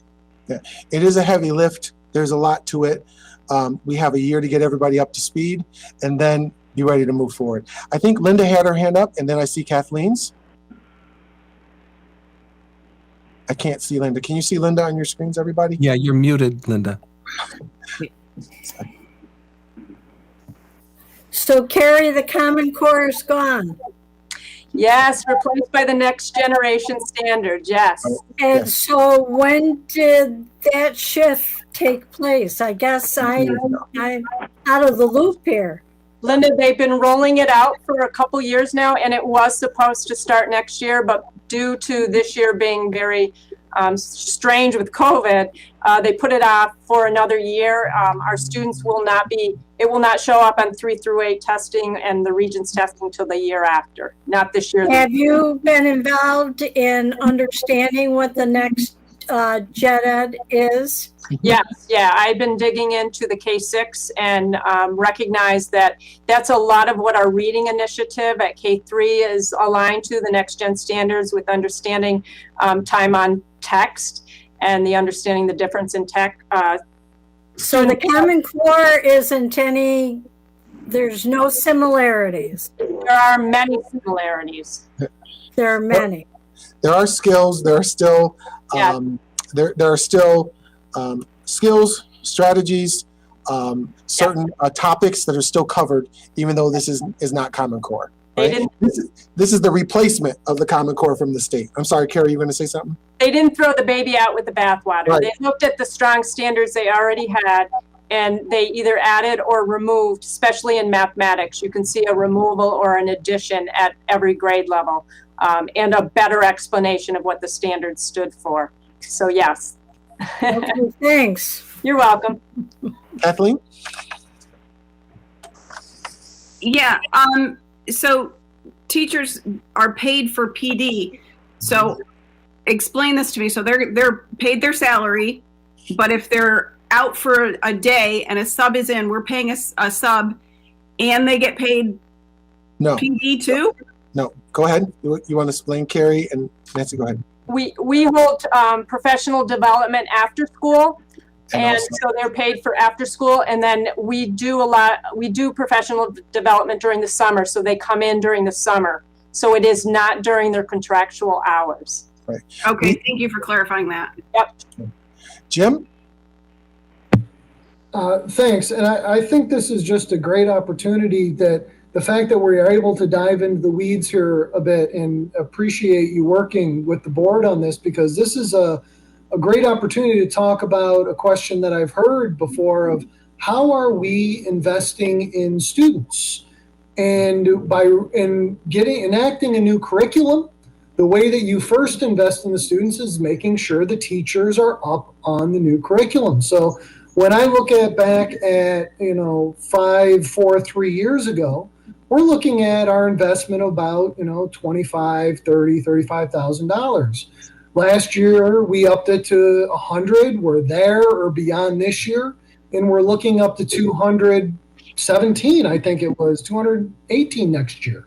So when we talk about where are we trying to strategically spend money, I think this is a good example of where we're looking to strategically spend it to make sure that the kiddos are getting the best curriculum, the best education that we can offer them. So again, it takes us time, and I appreciate everybody sitting and talking through all these things, but it's important to know some of these things that we're truly looking to invest in. I agree. I see Heather and Kathleen. Yeah, I'm just thinking, so this is a budget conversation, obviously, but, the fact that some people didn't realize we had transitioned, to me, seems like it's an opportunity for maybe Carrie to come and talk about the new standards and the new direction of curriculum. I know Carrie and I in the old days went round and round about Common Core. So it would be very interesting, I think, for everyone and the community to understand this new direction, what things are being cut, what things are not, and how it's affecting parents as well. Okay, absolutely. That's an opportunity we will come back for sure on. Great, thank you. Kathleen? Yeah, mine kind of goes with Heather, because Heather and I and Linda were all in the thick of trying to get Common Core out of here. And much to Carrie's disappointment, I guess. But so with the next gen, one of the issues with Common Core was the sticking to that script. And I'm not a person that's in favor of scripted curriculums where they have to say exactly, where teachers are told exactly what to say, because I don't think it allows for the variation in your classroom and adapting to the needs of your specific students. So what Heather's saying about you coming, Carrie, to talk to us would be great, because I'd like to understand that, to know that that's not happening, and that there is time for teachers to take a little more time with a certain subject or a certain part of the math curriculum or whatever, where Common Core, those packets, it didn't allow for that. And that was one of our biggest complaints about it. Okay. Thank you, Kathleen. Tom? You're on mute, Tom. I am. Thank you so much. Thank you. I just want to take an opportunity. We all should remember this moment relative to our strategic long-term goal planning, which we'll be coming up on. And the asset allocation of the money that we're spending, as Jim referenced right here. And that's the one thing that we really need to define going forward, so that familiarity with the budget, asset allocation when we come to it, knowing the effectiveness of where it's being, we're feeling the effectiveness, so that we can apply that, all that we've learned come starting next December. So I don't, to me, it just came all together, and I just wanted to verbalize it. Karen, write it down. Thank you. Well said. Well said. Thank you all for your feedback. Much appreciated. And we will come back on the next gen standards for sure. Thank you. Okay, Matt. Oh, sorry, Linda, did you have another question there? Okay, go ahead, Matt. All right, next question is around marching band under music. It says, marching band, is it new? What contractual expenses are planned for next year that didn't exist in previous years? The budget includes money for the following, cut from the previous year's budget. Go ahead, Nancy. So in addition to the marching band, this is the overall music budget. So there's money in there for dry cleaning, money in for music licenses, color and winter guard, piano tuning. And then when I had met with the music people, they said that there has been a lack of bringing in outside performers and outside guests for students K-12. And that had been cut out of previous budgets. So we did include $32,000 so that they could bring in maybe a person who reads poetry or someone. It's not just limited to music. It's limited, or it's available for all of the arts. Right. Okay. Pam? Thank you. I just wanted to add to what Nancy said. I can remember some of the fabulous programs that were brought in. That wasn't art, it wasn't music. One time there was this artist that came in and told a story when they drew things on the kid's face. Does anybody remember that? That was really neat. Yeah, so it's a lot of different outside professionals coming in to show our kids a lot of different media in art and music. Thanks. Great. Okay. All right. Go ahead, Matt. The next question is around interscholastic athletics. The average is $695,000, and that is for 3 years. So for 3 years, we ran all sports pre-pandemic. What is being done different that warrants this large of an increase? The budgeted amount is $5,000 over the current year, but $71,000 over 2019 and 20's year. The only sport added that I know of is football, but there was a $20,000 helmet cost that won't be reoccurring. The 16% is over what we actually spent in the past. Nancy, want to share about that? So the athletic budget includes coaching salaries. It includes the athletic trainer. It includes a nurse for Unified Sports. Unified Sports we added back in 2018. So that would also skew any averages done, which before that. The coaching salaries are really what is increasing in the budget. So we have planned for all of the athletics to come back next year, and have budgeted for whoever was coaching those sports when they were in session. Those people were pre-populated in the budget as coaching for next year. Now, you may get some people who are come in lower or come in higher. It averages out in the long run, but it's really the coaching salaries that is increasing in the budget. There is, most of the other lines in this budget have remained flat, except for salaries. Okay. Okay.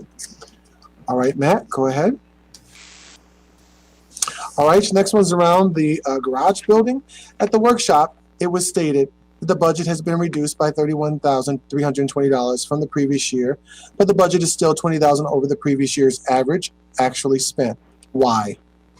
Go ahead, Nancy.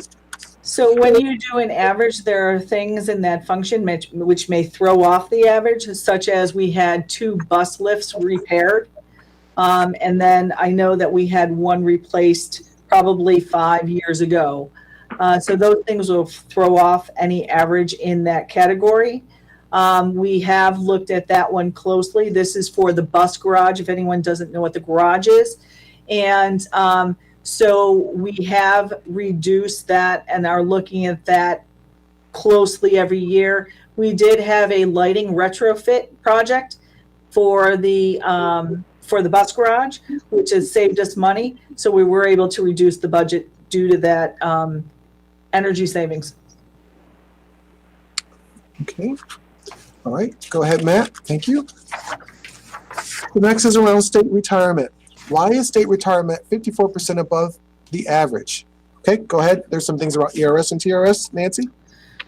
So what happens when we budget for ERS, which is the employee retirement system? We use a blended rate.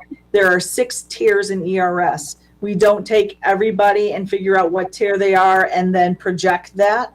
We use a blended rate, which is 18% for the current year. Last year it was 16%, so there was a 2% increase. And for TRS, the rate went up from 9.53 to 10%. So we use that blended rate for ERS in order to project the budget for all of the people involved in that unit from year to year. And then the expense is paid out at the end of the year. We use the actual rates, which are provided by ERS or TRS at that time when they send us the bills. Okay. Jim, go ahead. So I guess here it comes the math. If ERS has gone up 2%, TRS has gone up almost 0.5%, how is the number going up as much as it's going up? Because I look at this, so if I look at the last 4 years, it was 962K, 943, basically $1 million the 2 previous years from that. So, we got an average of about $990,000, but this is $1.5 million we budgeted. Mm-hmm. Now that's 50-something% above, right. But we're only saying that the increase in our rate is 2 and 0.5%. We base it on the entire population in that bargaining unit. So some of the people may be in tier 6, which have a different rate than person in tier 2 or tier 3. So the blended rate hopefully will help us in there. I can reduce that budget if the board chooses. So I'm fortunate enough to be in TRS. I love it, and I got in tier 4, which was just a couple years before the slippery slope of 5, 6, 7. It happened really quick, right? But I look back to 2016, 17, and our expenditures have actually gone down. So we're at 1.05, then we went to 1.00, then we went to 943,000, 962,000. So actually, we've declined over the last 4 years, but we're looking to do 1.5. That right. Again, just the numbers right. don't seem to make sense to me there. The information. Go ahead. I'm sorry, Dr. Calvin. The information that I had provided to the board and for your actuals did not include any encumbrances. So that did not include any money that was set aside at the end of the year, which would have related back to that fiscal year. So if the board chooses, I can reduce that budget by whatever you think. Okay. I'm wondering, and I'll keep claiming it at least for as long as people don't look cross-eyed at me. But what do you mean? But then by it didn't take into account. So we asked for what was actually spent in a year, and that didn't include something. Doesn't include encumbrances. So encumbrances are purchase orders that we have in place that we have not either received an invoice for services or maybe being billed for, but we have set that money aside. So wouldn't that show up if we didn't do that in 1 year? Wouldn't that show up in the same line item for the next year? Wouldn't they carry over? Okay, so if I'm looking at a 4-year average from 2016-17 to just last year, that 4-year average is 990. So even if there is an encumbrance, even if there is a carryover, that has been carried over and accounted for. And that's why I love multiple year averages, to me.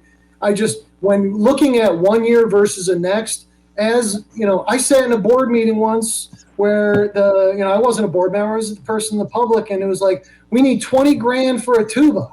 And I was like, wow, 20 grand for a tuba. I mean, that's great for the tuba player and that's great for our band. It's a number I would have never thought about.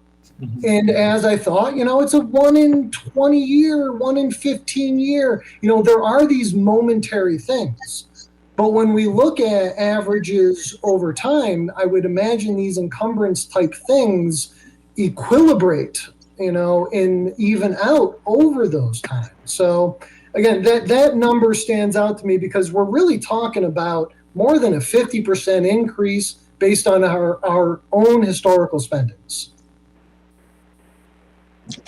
Nancy, can you just talk a little bit about the ERS and TRS piece? There have been a couple of years where those rates kind of went down as opposed to going up. So we had a couple of years where our cost for it was much less across the whole state. I didn't hear you. Want to share that a little bit? Just that helps. Sure. There are years that the ERS and TRS rates have declined.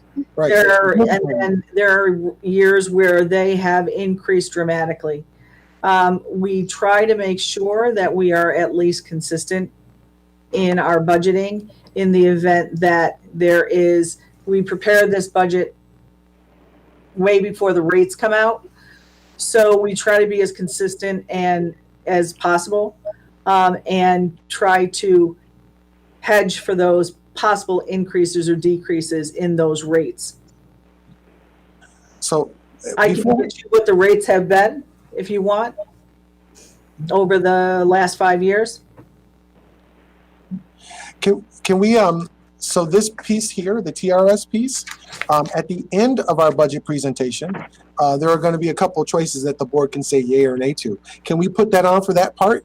So right now, what the increase is for, but you've already heard Nancy say that's an area that we can pull back a little bit on, right? And we're prepared towards the end of the meeting to kind of give you a menu of things that you can kind of say, hey, we'd like to think about pulling back on it. Would that be all right? Does that help, Jim? And everybody else? Yeah, that's fine with me. Again, I'm just trying to look at numbers and make sense of them. So, whatever way we can, find the best path is, and I've seen Lisa's raised her hand a couple times. Yes, Lisa. I'm sorry. I don't see her picture on here, but I saw her hand come up. Go ahead, Lisa. Yeah, no, sorry. I was debating whether I wanted to ask this question because I could probably take this offline. But Nancy, can you just clarify? So when we encumber a budget, it's because we know an expense is going to fall into the next fiscal year, but it relates to a purchase that we have in this current fiscal year, right? So if it's not counting encumbrances, like when you spend it the next fiscal year, that's not an expense of the next fiscal year, right? So it wouldn't look like we would overexpend. Don't you back it up and put it in the prior year? Mm-hmm. So we account for the encumbrances in the fiscal year in which they related to. So if you look at your financial reports and you look in the management piece that the auditors send out, there is a piece for encumbrances in that. So that is added to that fiscal year. So I'm wondering if maybe the problem that Jim it has, like, in looking at these numbers, is that he's looking at it like expenses minus encumbrances. But in reality, those encumbrances were spent. They just weren't accounted at that time. So, and because they're not falling in the next fiscal year, it almost looks to us like they were never paid. You know what? Like those expenses didn't happen, right? Yeah, but if I'm looking at the data from 2016-17 or 2017-18, if that's being backfilled, that's the number. Well, but I don't know if it's being. It all depends on how the reports are run at that Even time. if it's being backfilled or front filled over a 4-year period, it's all filled. It's all accounted for. If it is, I mean, that's what I'm saying. Maybe it's not, like, maybe because we're not seeing like actual plus encumbrance, maybe we're not seeing it in there. Like maybe it's not showing in these. Nancy, I think you can answer that, right? Like you should be able to say whether the spreadsheets show that number accurately backfilled or if it's somewhere out in space and we don't have it in those accountings. In the report that I gave you with the budget and the 5-year actuals, I did not run that with encumbrances. Okay, so Jim's doing all this math and well, we all are, but Jim's really doing all the math, and we don't really have a very good idea then as to what the averages are to be able to choose from a menu. Well, what is in the end slides is our best guess that we could reduce in the budget if the board chooses. Right. And if we want to, we get to that. Nancy, if you didn't count, so let's take 2016-17. If the line item for the actual amount expended in 2016-17 did not include those encumbrances, I thought you said, to the answer to my question, those encumbrances would show up in the next fiscal year's expenditures. No, they're backed. Those encumbrances are added to the fiscal year and when they're in which they are encumbered.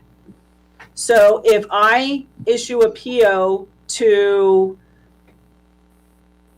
anyone, then that and we don't get an invoice on that PO, but we know that it's coming, or maybe the work is completed in July, that expenditure is then reverted back to the year that it is associated with.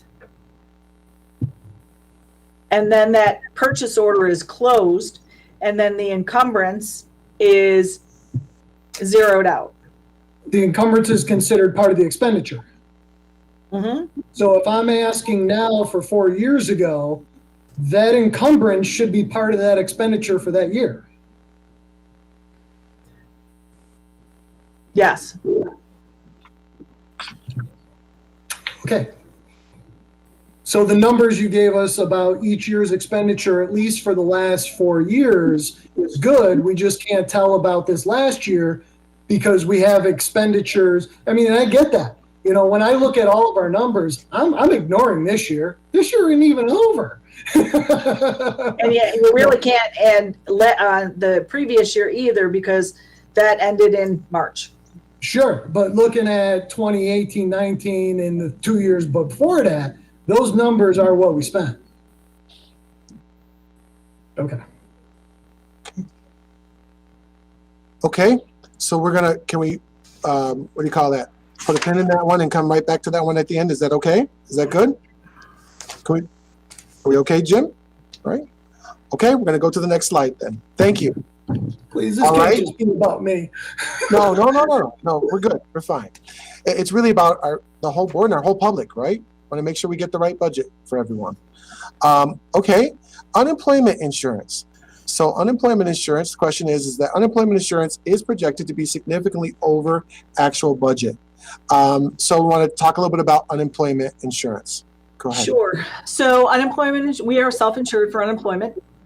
On average, the district has spent $75,000 a year on unemployment claims. We have been very lucky in that area. When COVID hit in March, we started to get huge bills, quarterly bills, in unemployment, ranging in 3-digit numbers, $127,000, $130,000 a quarter. When we did receive notification at some point that due to the CARES Act, the Federal CARES Act, they were going to remit 50% of our unemployment bills back to us. Well, that didn't happen. Right. So what they said is, you know what? You don't have to pay us anything anymore until we actually go through all of the claims that they have for all of the districts and all of the municipalities and everybody who has an unemployment claim in the state, to determine whether or not they are A, valid claims, B, how much you should pay, C, how much you've paid in and whether or not you're going to get a refund. So with all of these things, I had no idea what next year is going to bring. So I put $500,000 into the budget because I don't know. We could end up with a zero bill. We could end up with a $500,000 bill. We could end up with a $250,000 bill. So in this, because of the uncertainty of what's going to happen with unemployment, I think that we can reduce it $250,000 with the caveat of we have no idea what's going to happen. Right. In one of the other scenarios, one scenario I have reduced it 250, and in another scenario I have reduced unemployment by 300,000. Right. So what we try to do is give our best guesstimate. Right. This is a concern across all districts right now. People, unfortunately, the rules around unemployment through COVID-19 were not very clear. So people who traditionally would not maybe have applied for certain things have applied because they're allowed to get it. And the amount of unemployment has risen because of, COVID-19. So really, as you all are aware, when we ever do a budget, you do your best guesstimate. And so that's what we've tried to do, right? Is there a little extra wiggle room in there? There is, right? We tried to give it our best guesstimate, keeping in mind that also we had to this year enact some measures from this year with respect to some temporary furloughs, right? That also we're not sure yet when all these things get done where this will end up. So I just want to make sure the board understands that as we look at some menu items at the end of the presentation today, that we gave it our best guesstimate, but there are some in terms of, is there a little wiggle room? Well, there's a bunch of wiggle room, but it could be a concern. So we just want to let people know. Lisa, I think your hand's up there. I'm sorry. Yeah, I was just going to say, if we were getting billed at about $130,000 a quarter, and it's potentially, if they say, yes, these are all valid claims, that's what we're going to be responsible for. Yes. I think we might be a little under budgeted at $500,000. So I would say we should keep, I would advocate keeping the $500,000 just in case it comes in that, yes, these were all valid claims. Okay. Jim? Thanks, Lisa. A couple things here. Receiving triple-digit quarterly bills, is this just recently? It started at the end. It started last year. Yes. And it has continued into this year. And because the data you gave us last year was that the total we expended was $151,000 last year. So triple digits every quarter. And if the whole year was 151,000, I'm not sure about that. And I know it's early and we may encumber things, and I get encumbrances because I have to deal with that in my budget. We've only spent $2,200 this year based on what you had said. So the entire last year was 151. So that's my first thing. So for one of the quarters, Jim, in a normal year, we would have paid between $8,000 and $11,000 a quarter for a bill. And we did we had $8,000 bill, another $11,000 bill, and then in September we received a bill for $127,811. Current year, we were billed $132,082, which we did not pay. they said, stop paying. We don't even know how much you owe us, and we don't know whether you're going to get a refund or whether you owe us money until they figure out Right. the mess that is unemployment at this point. Right. Can Okay. I just share something to speak to Lisa's question? Go ahead. All of our unemployment controverts come through my office, and we supply just a ton of paperwork to the unemployment carrier, the unemployment board, and we work in collaboration with DeGroot Insurance. That's our unemployment insurance carrier. We have received a really high number of, in fact, this person would not have been eligible. But just as Nancy said, so many entities have credits that are out there that they don't know how they're all going to shake out. The rules have changed throughout the year, depending on the federal legislation that was in place and the extensions of various unemployment provisions. So just to speak to your question, Lisa and Jim, it's so nebulous right now what we might actually owe, or they may owe us. We got an update just the other day where it said you could have a credit that may carry you through the entire school year. We just don't know yet. So that's where it's hard. When I talked with Nancy about how to even come up with a number for this budget line. But normally we have a very low unemployment rate. It's just such a difficult, it's a challenging task right now with all of our COVID open-ended pieces. And just keeping in mind, we hope that the district would be able to move forward, the whole state would be able to move forward given the vaccinations and things. We don't know, what's going to happen with variants and stuff like that. We hope that we don't have to do any more furloughs or anything like that. But we are trying to be careful because the costs are up, and it's a challenge for all districts. These claims came in from all, and there was a lot of uproar over it, which is why I think the state kind of said, well, just hold off, don't pay us anything else right now, because there were challenges.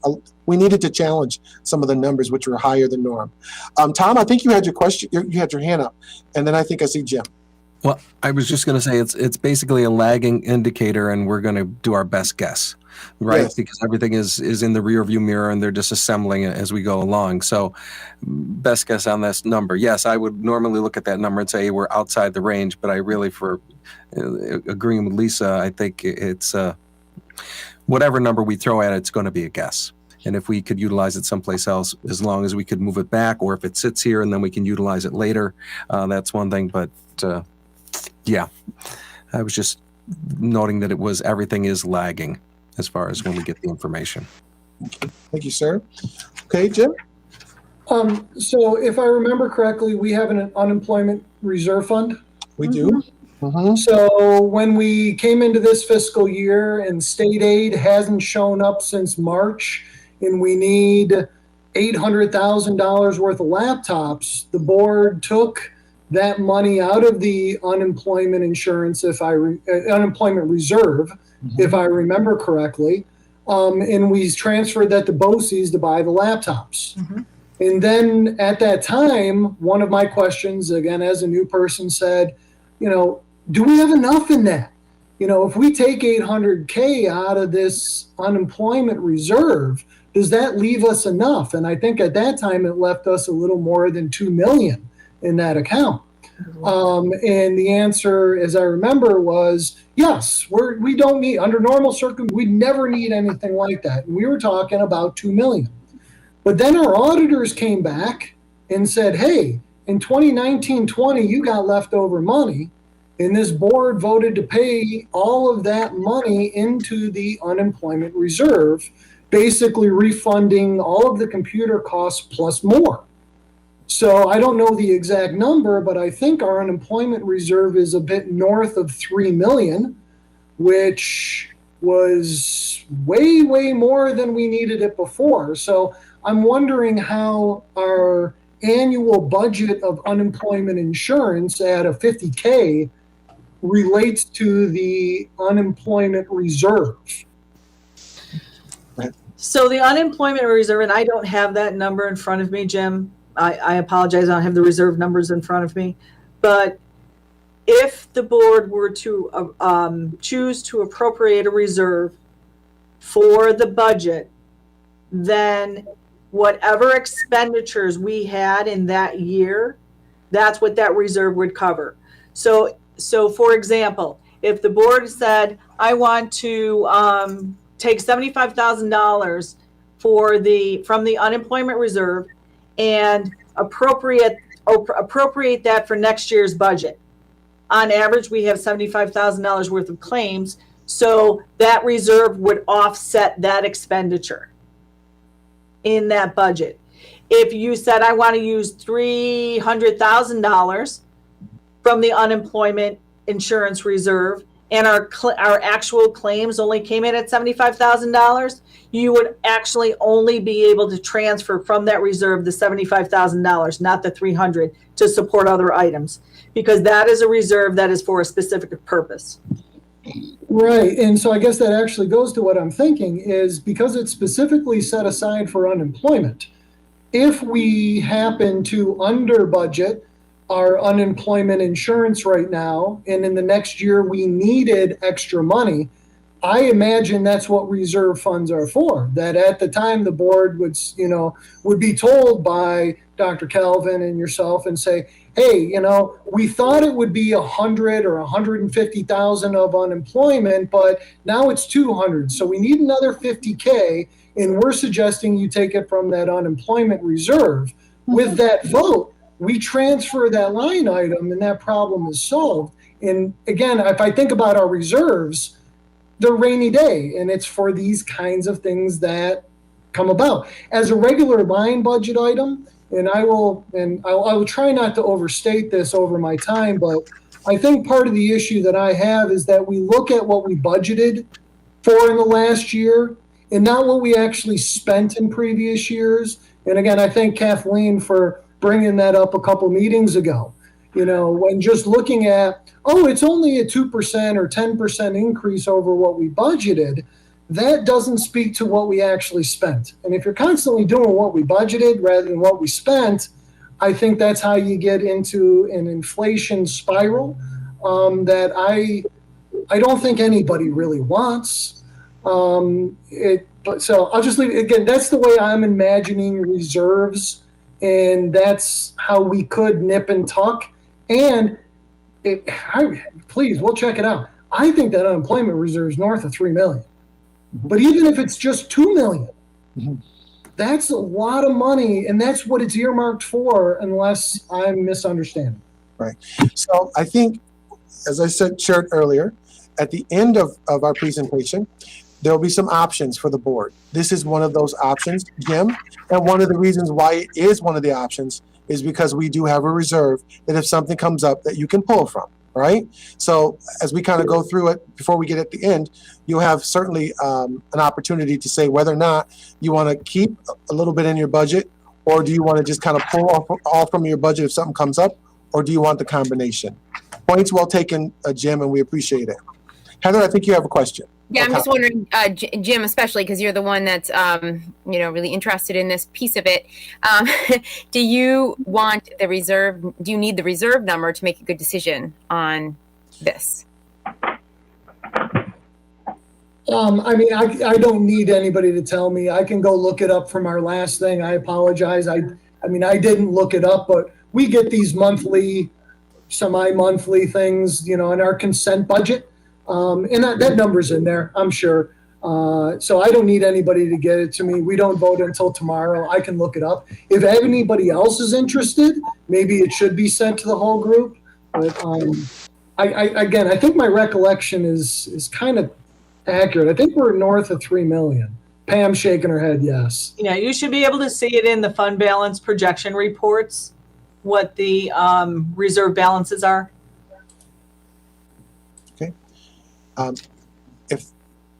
Would that help? Or if you'd like for us to get you the actual number, we can send that out to you for sure, unless you want to look in your fund balance report. Is everybody okay with looking in your fund balance report, or everybody okay with that? Okay.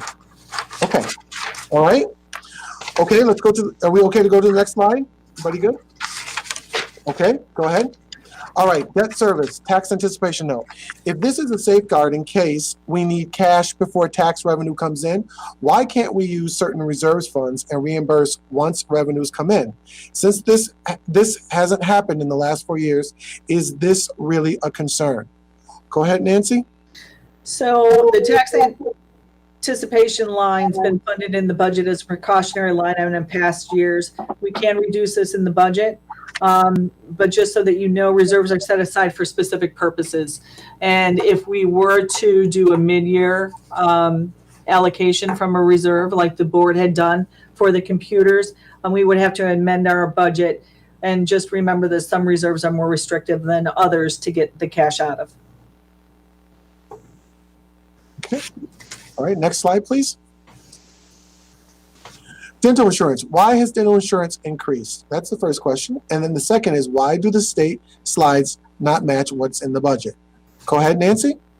So we have two different dental insurance plans. One is through the teachers union. That is their own plan. It is run outside of the district. And the district, it's a negotiated item where the district reimburses or pays for an amount for each participant or each person, not participant.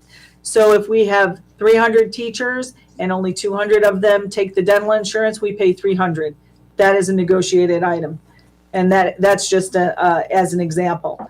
So that rate has gone from $450 to $650 in the reimbursement. And that's why that has gone up. The dental insurance function also includes vision insurance for the district as well. So it's not just dental, it's dental and vision. We have it that way because for our own plan, for the district plan, which our employees, CSEA and AAP and all of our other bargaining units other than the teachers union, that plan includes vision as a benefit. Okay. All right. The slide, the aid information from the slides, there were some concerns about the aid slides not matching what's in the budget. Nancy, can you share on that piece, please? Sure. So when I presented in the last presentation, this is what our state aid was from last year to this year. That is actually off the state aid runs. There is not a business official that will use that exact amount of money in their budget. And it's because the state aid is calculated by a formula. Some aids are expense-based, some are spend to get. Our transportation aid never comes in as projected. And we also need to reduce the BOCES, anticipate for the BOCES aid to be reduced by the BOCES refund. So what would happen is the BOCES cannot make money. They have to break even, right? And so when they're all done at the end of the year and they do their programming, they either, and if there's money left over, that money is allocated back out to the districts as a BOCES refund. So we have to make sure that when we're looking at state aid, we're taking into these things into consideration when we're using that state aid revenue in our budget. Okay. Jim? So I was able to look it up while listening real quick. At our April 6th meeting, our unemployment insurance reserve is $3.37 million. Okay. All right. Thank you, Jim. Okay. We're going to go on to the next slide. The next slide says, why are we not including any of the new federal or state funds or the 2.2 million surplus projected for this year as part of the budget? Go ahead, Nancy. So any of the federal money is not part of our general fund budget. You have different funds in a district. You have your general fund, which is used for all of the instructional salaries, teaching and learning in the district. Then you have federal funds, which have certain restrictions on them, and you have to actually create a plan, apply for those funds, spend the money, and then put in forms to get reimbursement. So federal and state funding is never part of our general fund budget. And then about the $2.2 million surplus, whatever is in, we provide for you as an estimate and fund balance that the treasurer does. That surplus is not finalized until the end of the year when the audit happens. So at the end of the year, once all of the adjusting entries are done, once all the encumbrances are calculated, that estimate could be higher, it could be lower than what you see. If the board wanted to, if we said at the end of the year, I usually say, okay, can we fund a reserve with what is estimated in surplus? If the board chooses, they can use any estimated surplus to fund the budget, which we have in the past years. Last year, we used $837,000 in order to balance the budget. But we usually never do that if the revenue supports the budget. Okay. Okay. All right. Go ahead to the next slide there. The next slide asks about new positions. And before we end tonight, as we get down to the last couple of slides, we'd like to have some discussion with the board. So the question was, what are the new positions that were placed in the budget?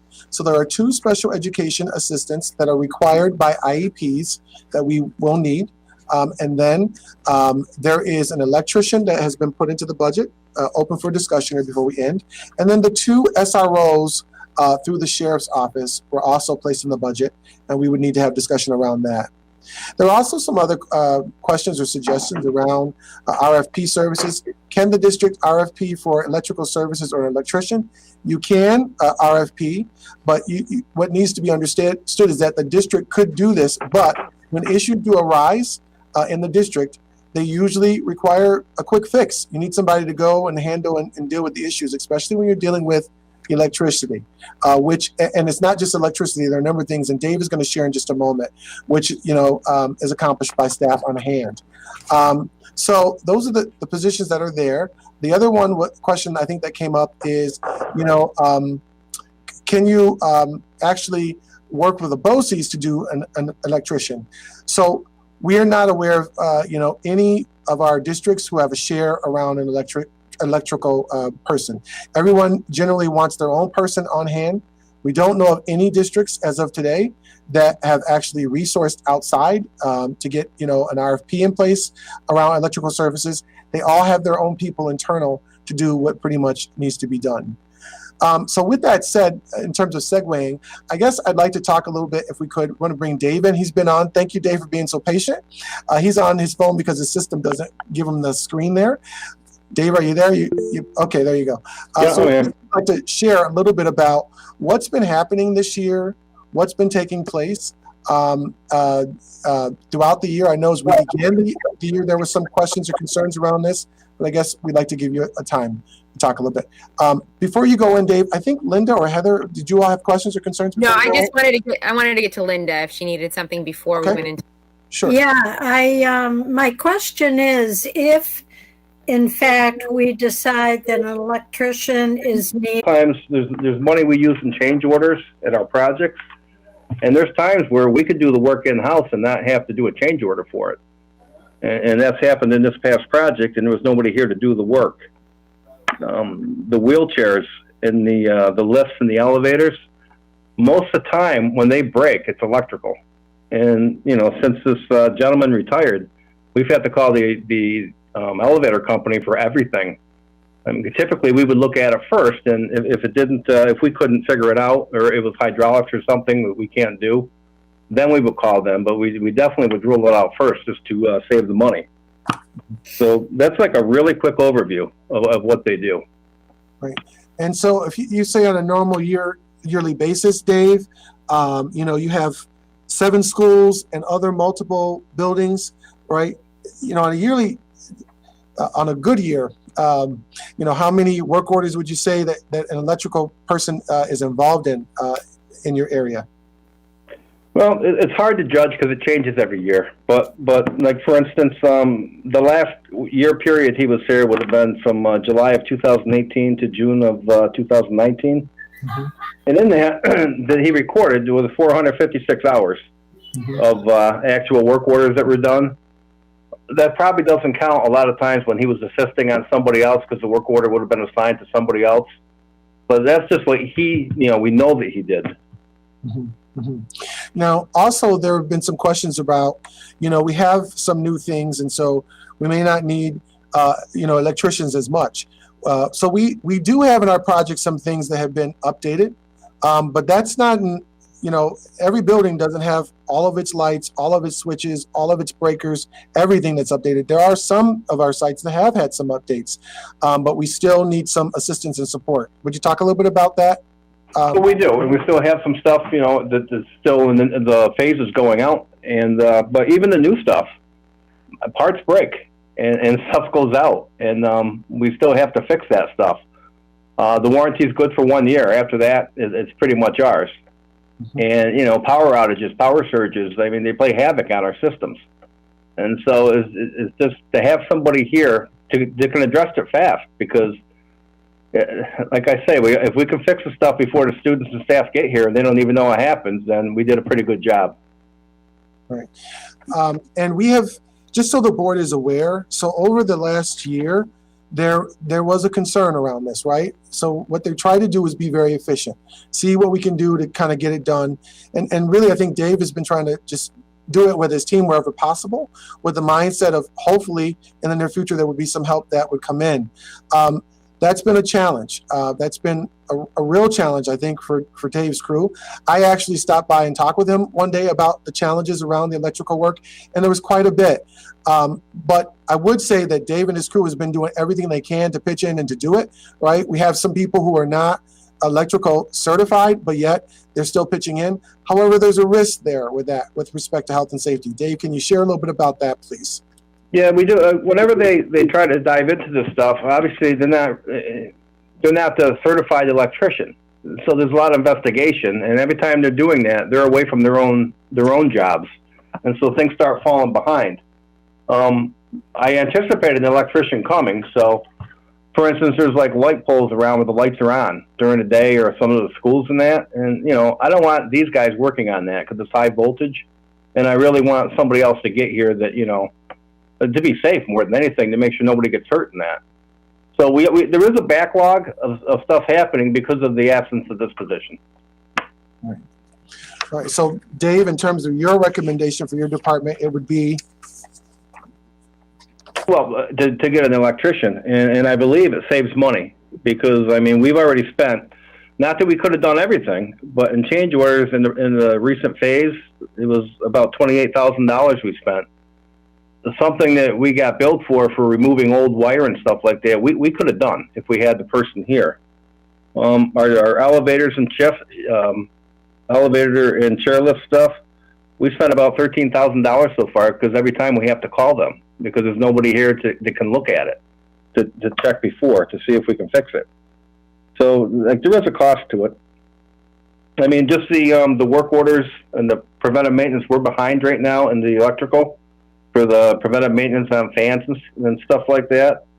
The rate I got, and I got this a few months ago, so I'm sure it's the same, or it might have even went up a little, was $96.88 an hour from one of the local places around here. And we're behind about 185 preventive maintenances right now. And they average probably about an hour, some might be a little bit more a piece. So without even counting their travel time, because I'm assuming they're going to charge us a half hour each way for travel time, but not counting that, you're up to almost $18,000 just for them to do those. So I think it'll save money by having our own person. We'll be able to fix stuff on time, and that would be my recommendation. All right. All right. Pam, you had a question? Thank you.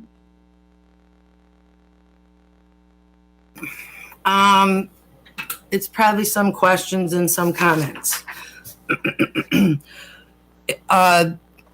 Linda asked about that it was a union electrician. It's an electrician position contracted in the CSEA contract, CSEA union contract. I don't want people out there to be confused. This is not an International Brotherhood of Electrical Workers electrician. Mm-hmm. You say union electrician, people tend to think IBEW. This is a CSEA union electrician. Correct. But what Dave has described is really a maintenance person with electrical background, with all the other things that he's added. So, but that would just go into whatever the job description is in CSEA for the electrician. We don't have that in front of us, so I won't actually go and debate that. Change orders during construction. This is major construction. I think I would prefer that the contractors take care of the change orders a lot of the times, only because they're the contractors we're paying for a major construction project. I'm curious as why there's no service agreement for chair lifts or the wheelchair. And in an RFP, didn't you put in that request to have people that are on call and need to, be there within an X amount of time for the RFP, if that could be done? Just things I'm throwing out. Because that 9688 Dave quoted is a cold call rate. If you have an RFP, you're going to have a different rate going on. It's not going to be a per hour rate. It's generally a X amount per year or up to things like that. We've seen that before. I'm just a little nervous about adding a new position right now into our budget. It's not just a position, it's a salary and it's benefits for 20 years going forward in the budget. I know I saw on Dave's wish list, and I've seen it a couple of years, he needs a couple of vehicles. I would be more apt to buy one vehicle for him this year, because that's an investment that's once. We pay it this year. He's got his vehicle for 10 or 15 years. And let's sit on the electrician position. Let's not fill it yet. Let's see what happens with contracts. Let's see what comes through with next year and see if we can't go and do the work with an RFP for 1 year. I think that was basically all of my comments. I don't disagree that there are items that an electrician needs to look at. I'm not disputing that at all, and I'm not disputing that there's probably a lot of them.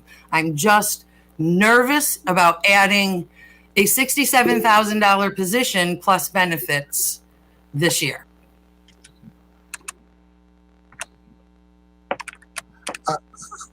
I understand. Other comments? Linda, Lisa, I see your hands up. I have two questions. One is that we had someone who sort of was in this capacity who retired.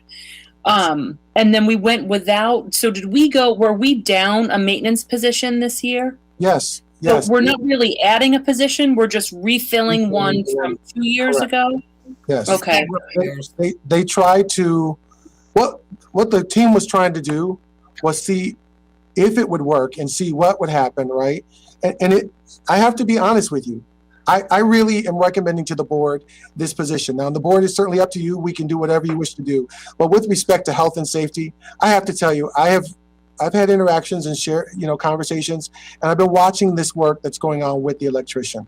It's $100 an hour or more. This is a very big district. This is not a small district where you can kind of just do it and be done with it, right? This stuff comes up all the time.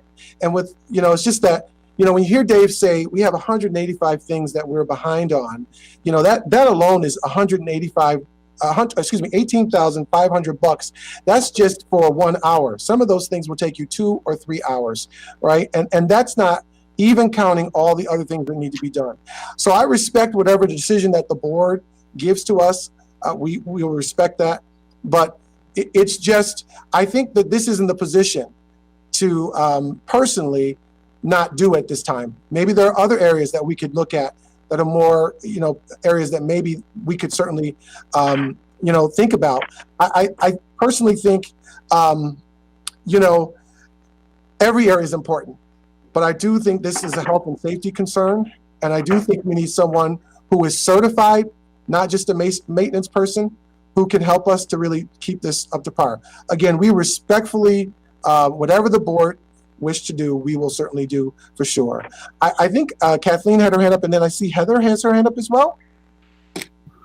Yeah. So this guy retired. Was that position removed from the budget? Nancy? I'll speak to that actually, Dr. Calvin. Go ahead. Yes, Heidi. So the gentleman we're discussing retired July 18th, 2020.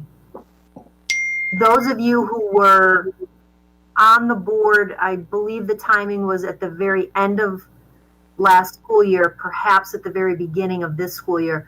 There was a personnel matter that we resolved with that position. I can go back and find that memo and I can share it in transmittal because it's not necessarily something we would talk about in a public session. No, but was the position removed from No. the No, it wasn't. So It was then, like Pam said, we're just replacing a maintenance position and we're not adding somebody back. We're not adding a position back in. correct. It was a senior maintenance position before, and someone did fill that senior maintenance position this current budget year. Nancy, do you recall the conversation and the situation? Yeah. Okay, so there's a vacancy. No, there is no vacancy. So are you or are you what? So that position wasn't removed, but you did fill it. But now this isn't making sense. It was okay. So what I can share in a public session is that Yeah, we'd have to go to an executive session to understand this. Yeah, better. no. All I'm asking is, this fellow retired. Yes. You filled the position, or you didn't fill the position? Filled the position, But not with someone with his qualifications. Not with someone who has an electrical background. This was a senior maintenance position. Okay, so why did we not fill that position with what we had before? Yes, so there is a reason. If the board would like to go into an executive session to discuss it, we can, because I think you need to understand it better in that way. We can't go through all the particulars on it with the public. So there is a good reason to answer that question, Kathleen. I think we can fill in the blanks. Okay. Okay. Well, aside from that, reading the backup and then the initial presentation was, we need an electrician to come in and change light bulbs. And no, we don't hire an electrician to change light bulbs. That was said at a previous meeting. That's what really was a red flag to me. And I was like, no, we've got maintenance crew to do that kind of thing. And then the backup that we received, fire alarm, that's typically a fire alarm system is contracted with somebody. So we shouldn't be having anybody else touch that fire system if we're contracted with someone. May I have Dave here on that? Yeah, if I could. The stuff contracted, the fire alarm, we do have a maintenance agreement with that.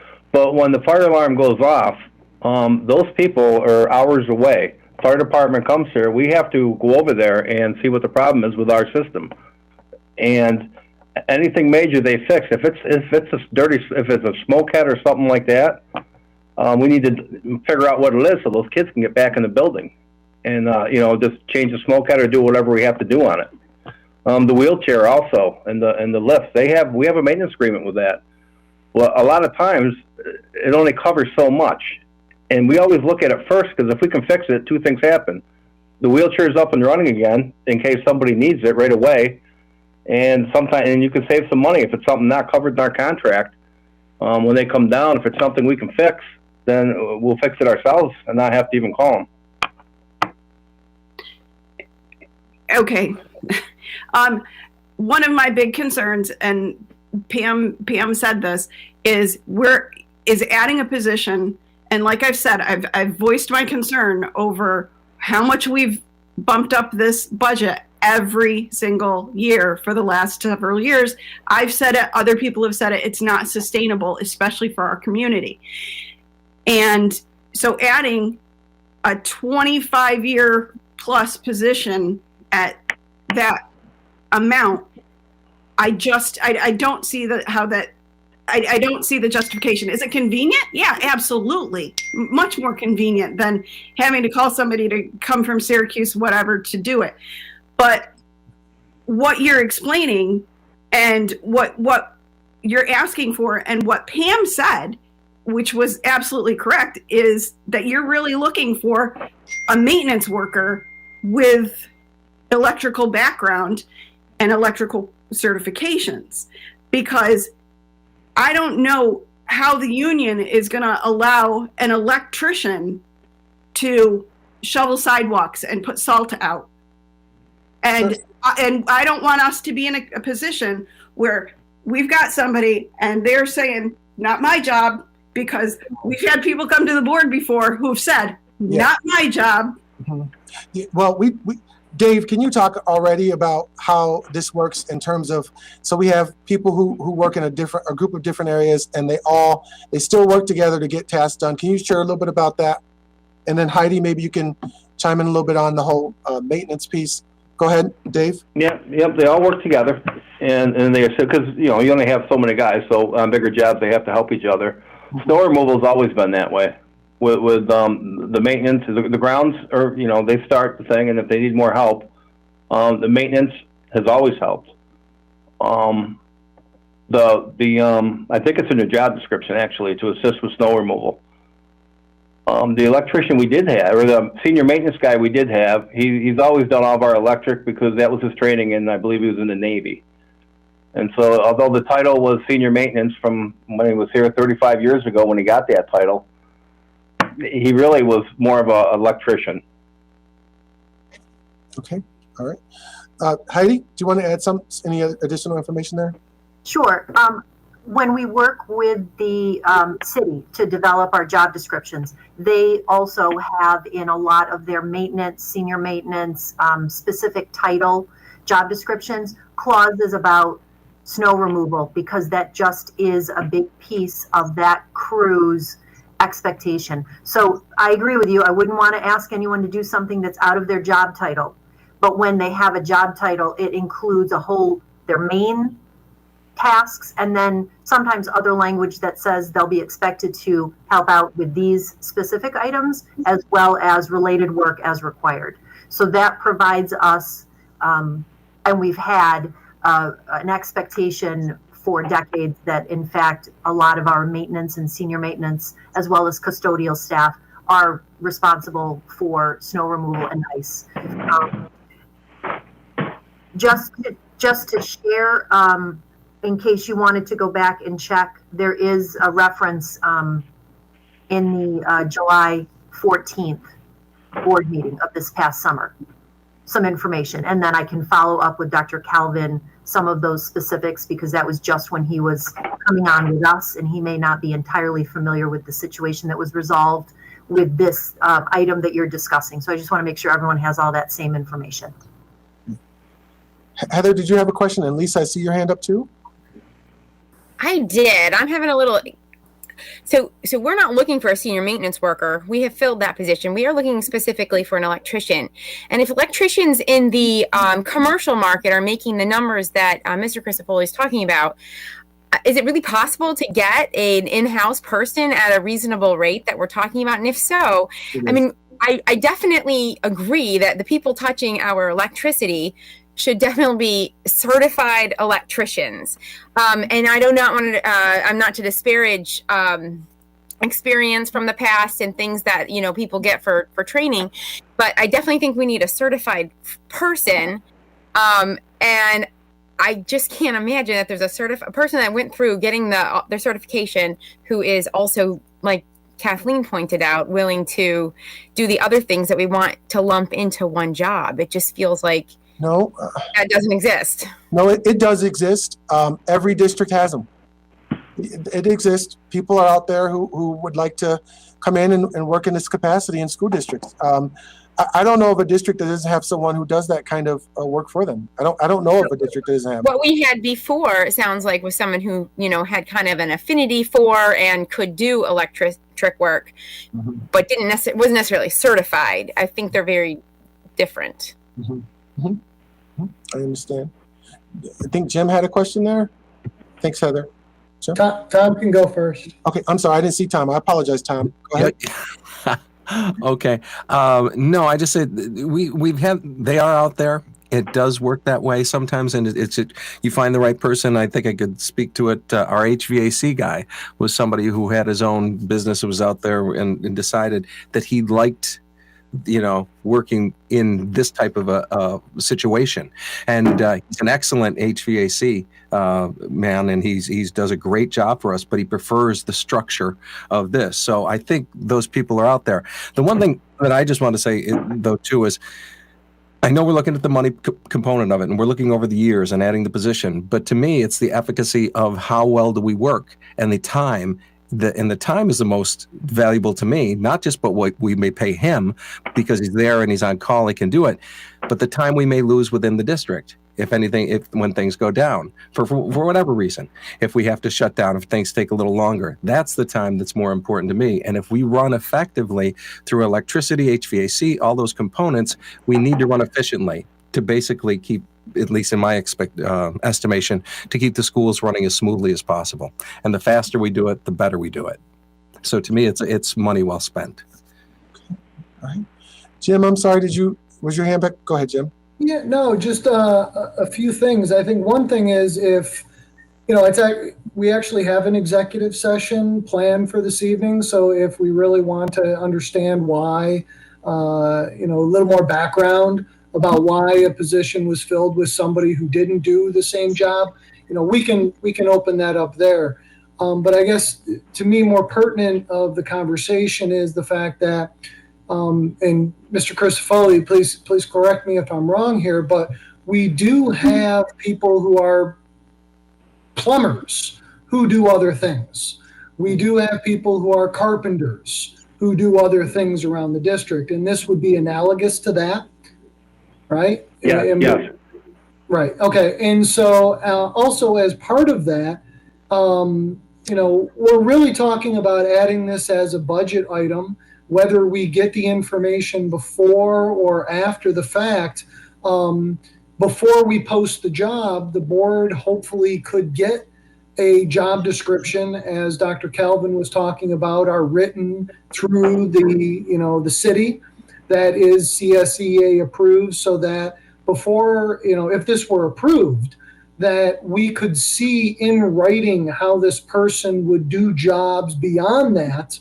And so that if anybody ever came up and said, hey, I'm a blah, blah, blah, I don't do that, well, we can say, but when you took the job, it was right there. It seems to me as that paperwork could be reviewed by us before that is even posted. Yes, it could be reviewed by you before it's posted. If the board wants that, for sure we could. Yeah. Kathleen, I think you had another question or comment on this? It just doesn't make sense to me why it's a personnel issue and there's so much mystery surrounding this when there's what should have been done is that position should have been filled with somebody similar to who left.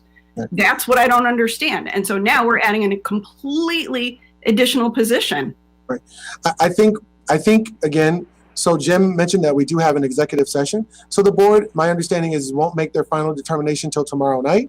So I think when we go into executive this evening, we can have that conversation and piece together some of the concerns and the mysteries that are there. It is a matter of the history of an employee, and we can discuss it in executive for sure, if that's all right with the board. If the board would be okay to do so, that I think we can fill in those pieces tonight.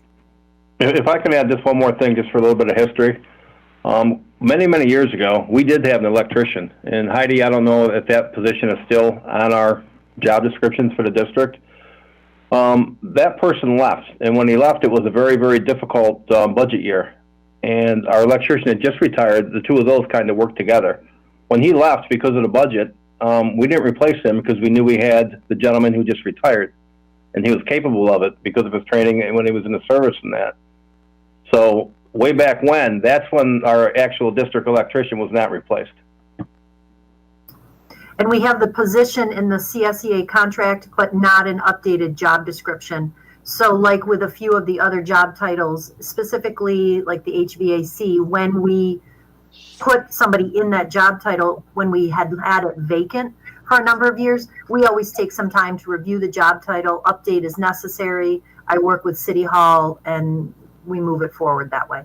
But again, I think a few times over the last handful of years, I have shared with the board that information as a job title was updated. Okay. Any other questions on that before we move to the next area? We have a couple more slides. Heidi, you're off. We can't hear you. I wasn't saying anything. Oh, okay. Your lips still like they're moving. I don't know. Okay. All right. So we can we can discuss more in executive. Okay. Would that be all right, the board, in terms of the particular issue? Okay. So we have in there, you know, two RSOs, two SROs, the electrician piece, and then the two, you know, teaching assistants because of IEPs. So, you know, it's truly up to the board as we kind of move through this evening. Okay. All right. Any other questions for Dave, or are we all set with him? Okay, Dave, thank you. Thank you for your time. Thank you. Have a good night. Okay, Yep. great. All right, go ahead, Matt, to the next set of questions. Question was, what is the breakdown of wages? Nancy, can you go through that, please, to make sure we're all clear on Sure. that? So this came from a community member. They wanted to know what our salaries is and all of the other extras that we would have in our budget. So salaries in the budget is $39 million. That could include longevities, educational credits. That's all included in salaries. But the additions are there's money in for after school help, athletic trip drivers. So that's for our transportation services, because every time we have to take a student or a team and bus them to a game, that costs money, and those miles are not aidable. So we have to keep them separate. There's a COVID-19 coordinator stipend. Field trips are in there. Snow removal. That's for overtime for snow removal. Home instruction or home-based tutoring. Intramurals is in there, both for elementary and for middle school. Professional development, in-service, substitutes. There's a large amount in there for substitute teachers, substitute TAs. Team leaders are in there, the videographer, and the part-time professionals include coaches and club advisors. So total in wages is $41 million, $2 million of which are the extras. Okay, so I think Linda, and then I think Heather. I saw Linda's hand, and then Heather. Nancy, can you explain to me what home instruction is? That's an awful lot of money, especially now that we have Zoom. Right. Go ahead. That really falls under Dr. Duffy's budget. That is providing tutoring for students who are homebound. Could be for providing tutoring for hospital-based students are in the hospital, things like that. Right. We do have a number. We do have a number of people, our children, who, for whatever reason, whether it's a medical reason, sometimes it's some additional things that are going on with that child that do require a home instruction. So it covers the staff, covers their salaries, right, and also the supports that are needed for that particular child, right. And some of those children, you know, things come up, and you know they have to be supported at home for whatever reason, right. Does that help, Linda? Yeah, it just seems like an awful lot of money with Zoom now, that maybe some of those services could be done through Zoom. We try, but we definitely try. We've had to do things very differently this year. Keeping in mind that next year, hopefully we'll be able to kind of get back to things in person, but you still have to pay for your staff, right? You have to pay for all the time that goes into that instructor to provide that support for students, whether they're on Zoom or not. So there is a cost. And in a district, yeah, we do have quite a few that get home instruction, right? Not everybody does it, but those who do it, it does cost you there. Heather, did you have a question? Yeah, my question was about the same item, actually, because I was under the impression that we were not doing home instruction currently, and we hadn't been doing it since COVID. So are we back to doing home instruction? Not yet. This is for the next year's budget, right? So I completely understand that, but Linda's point is a good one, right? So the number we would have needed, I mean, there may be a lot of instances where we could do a hybrid model as opposed to having complete push into somebody's home. And with COVID still being a risk, I mean, do we know that we're doing that? Right. So do we still have to do home instruction and tutoring with kids? Yes, we do. There are requirements, state requirements that say, hey, a kid who cannot participate in your program the normal way, you still have to have some kind of a setup for those particular children. So the payment is not really in just like going to the home. It's the instruction, it's the support, it's preparing the time, getting the lessons and things together. And then it's all the time that's included for that particular staff member who's doing the home instruction, basically. We'll see what happens next year, but right now we're just trying to plan for kids who have to have that, basically. Right? Yeah, and I'm not arguing against that. I think we do need to support those kids. I just what has been happening with those folks all year long? We've been working with them, via, the internet, and there are, it really depends on also some of the needs of the kids, right? So there's some children that there are certain areas or places we can meet them at that doesn't include home, right? There are some public places that you can go and still provide the support for. It really depends on what the needs of that particular child is. We have been limiting it this year, but as kids kind of start getting more vaccinated, we may need to revisit this and start to do some things. There are some children, unfortunately, where the internet just doesn't work for them for whatever needs, right? We have some kids who have some severe learning disabilities, some severe learning needs, that doing it over the screen, it just doesn't work. And so we have to try to find ways to still support those kids, and the costs are there. I guess to me, that's not really important. What I'm trying to understand is what's been going on with those kids this year. Right. They've been still getting their support, right? They've been getting it virtually in most cases. Some children, right, we still have some things that we have to kind of take to them or find a way to be creative so that we are socially distanced from them. So they're still getting their support from their staff that is connected to them. And Bob is not here, but Carrie, any other comments or questions or any other comments you'd like to add to that at all? No, you've expressed it very well about we still do have some students that a tutor might have to go into the home, and they are totally PPE'd up. And then we do have those that are doing the individual instruction tutoring via the Google Meet and the Google Classroom. So if there's money left out of that 150,000 at the end of the year, where would that go? Nancy, any money left over? Go ahead. So any money that is left over at the end of the year is a surplus, and that money can be used to fund reserves. To fund what, Nan? We fund our reserves with that money, any money that's left over in the budget. Okay, and I have one more question, or maybe a comment about team leaders. I would ask that we get a detailed description of their job description, and also how many hours or minutes a month that they meet with their staff. Team leaders have always bothered me. I would like more description and the number of hours that they work. All right. We can get that in transmittal for the board for sure. We can share that with the board. Job descriptions and information around the hours worked for sure. Okay. For sure, Linda. All right. Okay. Tom?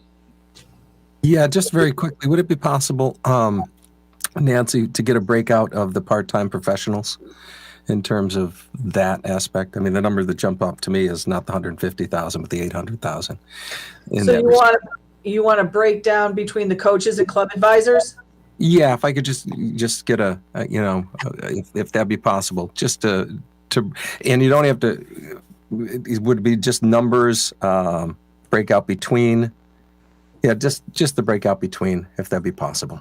I could probably say right now that 85% would be coaches. 85? Okay. But I will get you the actual numbers. All right. Thank you. Mm-hmm. Okay. All right. Is there still a question, Linda? Sorry? No. Okay. All right. Go ahead to the next slide, please. All right. There's a question around city BOCES. Go ahead. All right, so the question was around what's in the BOCES coaster? What's actually in there? So we'll go down line by line. Go ahead, Nancy. So there, we subscribe to Erie One for our policies, our updated policies. We subscribe to Clinton BOCES, so it's not just city BOCES or OCM. We do cross contract with other BOCES. That is for our GASB service, which is for our actuarials for the year end. We do Questar BOCES, which is a state aid planning service. We subscribe to OCM BOCES. They do our stack processing and our Medicaid billing.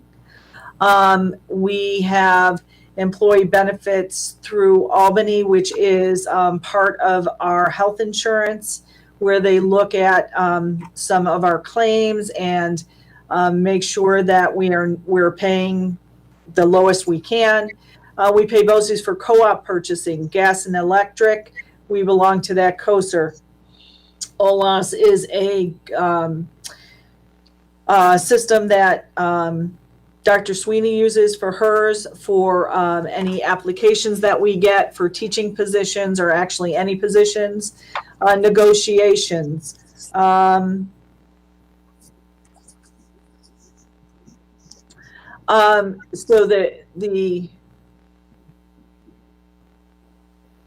I don't even know what my note means on the next one, but I'll get back to you on that one. PR service, telecommunications, that's for our telephones, E-rate base, that is for an E-rate reimbursement on technology and telecommunications.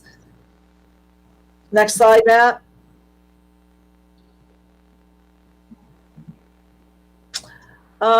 Again, another fee for E-rate. We have pay for additional bandwidth, our fiber network, our regional network, telephones. There's a lot of different pieces that are in there, local long distance. QWare is a system that we have that tracks all of our PMs that Dave was talking about earlier. Any additional requests that we might ask for, safety and risk, that is for our facilities. We have base fees on our safety and risk. There's something that we get for Hep B and also masks, the respirator fitness, asbestos and records management, printing. Next slide, Matt. Courier services, computer services, that's the majority of Jamie's budget. The administration fee that is for our city BOCES is in there. Capital project and rent, and that is for the BOCES project that was started before I came to the district years ago. And that is the capital project. That's the interest that we have to pay to BOCES on that project. Staff development and coaching, school improvement, Team Sheldon, a planning service and management, instructional materials through OCM. I believe this is for our science kits. Oswego County Academic League, that's the OK League. Next slide, Matt. Middle school behavior intervention, arts and education, performing arts requests, safe lessons, teen health related services, distance learning for field trips and online services, our sub-teacher calling, occupational education involves most of our special education needs, multi-oc ed, and then our P-TECH program.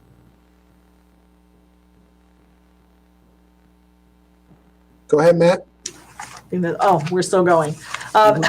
So that was the P-TECH program. That was one of the base fees. Here is the P-TECH tuition. Alt Ed, secondary behavioral intervention. We have a credit accrual program, which is half day. Summer school courses, summer middle school courses, driver's ed, summer school regents, Alt Ed, elementary behavior management program. library media, so that all goes through a COSER, instructional tech, computer support services. Next slide, Matt. Instructional technology is a base fee, and then there's a hardware software component of that, professional development, model schools, library service, handicap transportation, OC and BOCES. And I think that's it. Next slide, Matt. Okay. Back to the component budget. You can go next slide, Matt. All right. So back to our component budget. So the recommended budget that we have is a $91 million budget with a 3.7% increase in that budget. However, the board, we are open to, whatever the board, if there are changes the board likes to make to its budget, we certainly are open to whatever you'd like to see done. So if you can go to the next slide, Matt. So now here's what we're talking about with some menu items there, right? So, there are ways that if you'd like to reduce the budget, there are some things that we've certainly seen that we can pull out from the original budget if the board would like to remove some things. So, there's the custodial line correction, and I'll let Nancy talk about that in just a moment. And then there's an electrician piece. If the board says this just isn't the time to do the electrician, we pulled everything out with respect to that. I'm not sure if you want one or two SROs, but the SROs are certainly some things to think about, or some folks to think about. The TAN interest, I'm going to have Nancy talk about that. Records help. We have some records work that we need support with.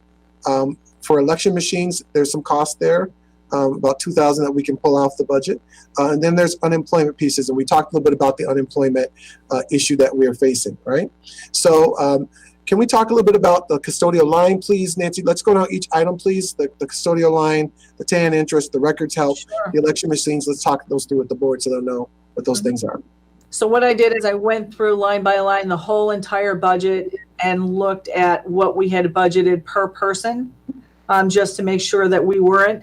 Out of all of the positions that were budgeted, we had one person in twice, and that was this line. So that is that can be a true reduction in the $19,988. If you choose to remove the electrician, that is the salary and benefits. The cost of one SRO, which is $70,710. The TAN interest we talked about in one of the questions that were in earlier, that's $150,000 savings. Records help. I had money in the budget. We were on track to start or to continue scanning all of our records, but due to COVID-19, that's stopped, and I don't see that happening again next year, so that can be put on hold. There is some savings in our election, looking back at that one. And then this scenario shows a $250,000 decrease in the projection for unemployment. So if the board chooses to accept this menu, and I don't know if you want to add anything to it, but if you did select this menu of reductions, the budget would then be $91,270,760, or a 3.1% increase above last year's budget. Okay. You go to the next slide now. So we have another slide that actually what happens is so you have pretty much all the additional things there. However, two real corrections. One involves two SROs. So if the board said, I don't want any SROs, right? You can pull that out if that's what you wanted to do. Cost would go to $141,420.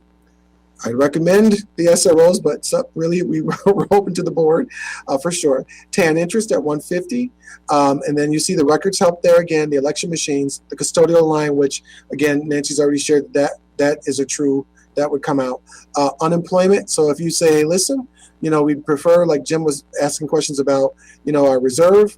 If you want to take this year to kind of reduce that even more, you can certainly reduce it by 300 if the board wish to do that, right? So you do have a reserve, right? And you can do more if the board wishes to. But these are certainly areas that we just wanted to try to put out there. We're talking areas to see what the board may wish to reduce. Those reductions would bring your budget down to a 2.9% increase versus the 3.7. And we are prepared tonight that if you tell us what the items are, what our goal is to do is to try to add those up for you to kind of tell you a little bit before you leave tonight what that might be. Jim, you had a question, sir. Well, so yeah, we spent quite a bit of time talking about the state retirement, the ERS and the TRS, and about how there may be some ability to cut back from that. And one of the benefits, really quick, of me looking up the unemployment insurance aspect is that the two lines below that are ERS and TRS. And so between ERS and TRS, there's a little more than $3 million in reserves there as well. So if we're talking about the unexpected, ERS is about 2.5 million. The TRS is a lot less, a little more than $500,000. I think that the unemployment insurance that we talked about that's indicated on this slide, the state retirement aspect is not represented here, and does have reserve funds. I think they're very much analogous to one another. Okay. All right. So, Nancy, you had a little recommendation about us. If they want to reduce the ERS and TRS, the percentage that your recommendation was by, you want to share that a little bit again? Well, I believe that Jim had said that the average for ERS is $900,000, $980,000. And the projected budget is 1.1 million, I believe he said. So Nan, just say real quick, Nancy, if I take a 4-year average starting with last year, which was the third lowest of the 4 years, the average is 990,000. And what I have here is the proposed budget is 5.3 million. It's actually 1,527,813. So I'm looking at about 1.528, as opposed to a 4-year average of 990,000. If we take even at our highest year ever in the 4 previous years, not including this year, the highest year was 2016-17. Which was 1.05 million. And in our budget is 1.528. is that for one or both, Jim? I don't have any. That would be both. It's the one line item that you gave us just called state retirement. Okay. So I do see that our ERS and TRS are 2 separate reserve accounts. Yeah. I'm not necessarily again, I'm one for planning ahead. I'm not thinking that we should bring it to 0% increases. You want a little wiggle room in whatever you do in a business, but the wiggle room to me is not more than 50%. Okay. Thank you, Jim. Nancy, I see. Are you adding up? Is that what you're doing? Or So if the board would like, we could reduce ERS by 250,000 if you like. I would not suggest going further than that. And tell what your rationale as to why not go further. Can you share that, please? Because of the blended rate, we're not sure where our employees are falling in each tier.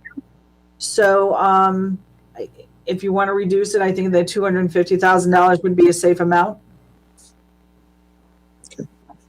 I don't suggest reducing TRS only because the rate increase was so small that there's not a big cushion there. So if you wanted to include as a part of the reduction $250,000 in the ERS, we could do that. All right. So we have that part there, if the board's okay with that. So you have an ERS reduction for 250. The custodial. Dr. Calvin, if I may, Sure. In regards to the reserves, the TRS reserve is new. So we just started funding that. That's why the amount is so low. And so, to start dipping into that, it is not fully funded. Okay, so so at least one idea is the ERS piece there at 250. We have the custodial line correction. Is everyone good with removing the custodial line correction? Are we all on board with that? Okay. The electrician piece, I think we need to figure out that one. We'll come back to that one in a minute. Can we talk about the 2 SROs? I guess, does the board want those in the budget or take them out of the budget? I think we would just need to have, what the board would like with respect to the SROs. And Lisa has her hand up. I will just make my last pitch that in the 2 weeks since we heard from the representative from the sheriff's office, we had a fully experienced 20 years on the force who was actually out training other officers, accidentally shoot someone when she meant to pull her taser.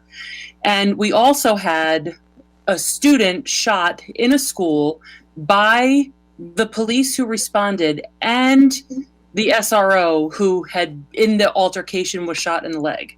So I think it was kind of put forward at the last meeting that having an SRO meant you wouldn't have the shooting in the building.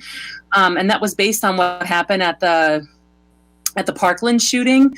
And that was on a campus. There's more than one building on the campus. And there was an SRO there.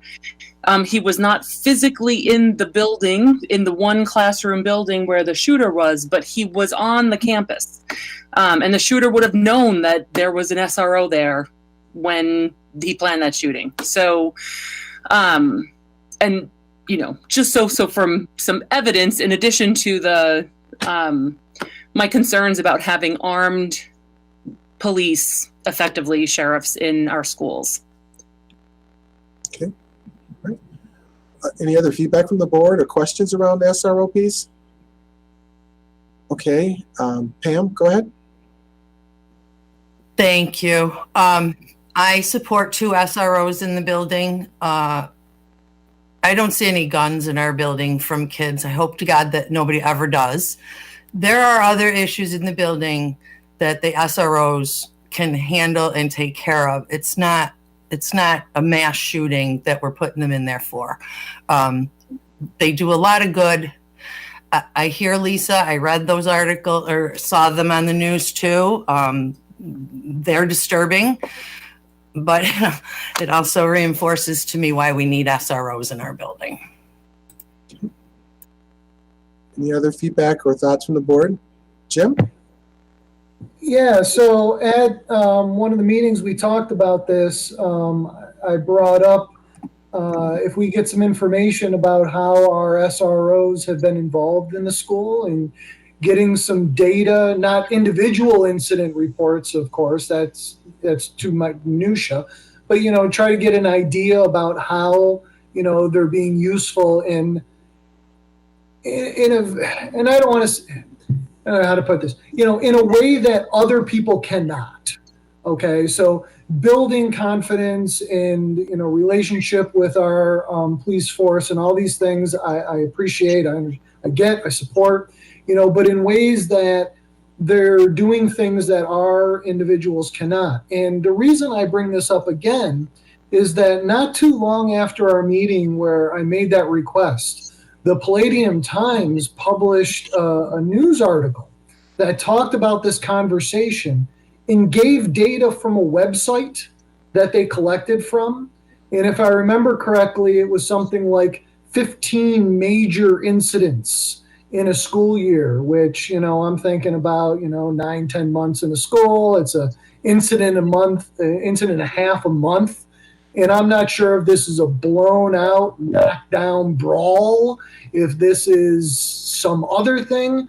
And so, to try to understand, what is happening in our schools, because we're really talking about the high school. And actually, I'd like a clarification too, as Pam mentioned, she like 2 RSOs in our school. I think we're talking about 1 placement in the high school. Correct. And 1 floater who would go around to other schools, just to clarify that. But, I don't know. Again, I had wondered, what's our own internal data? I actually thought I made the comment of if we were one of the Syracuse City schools, it may be very different from here. But then after reading that Pell Times article, I'm thinking that seems like a lot of major incidences or however they phrased it. So do we have an idea how they're being used? Yeah, I thought we had given a full presentation with the officer on 2 meetings ago, and we talked about the unique things that they do that's different from our regular officers that we have.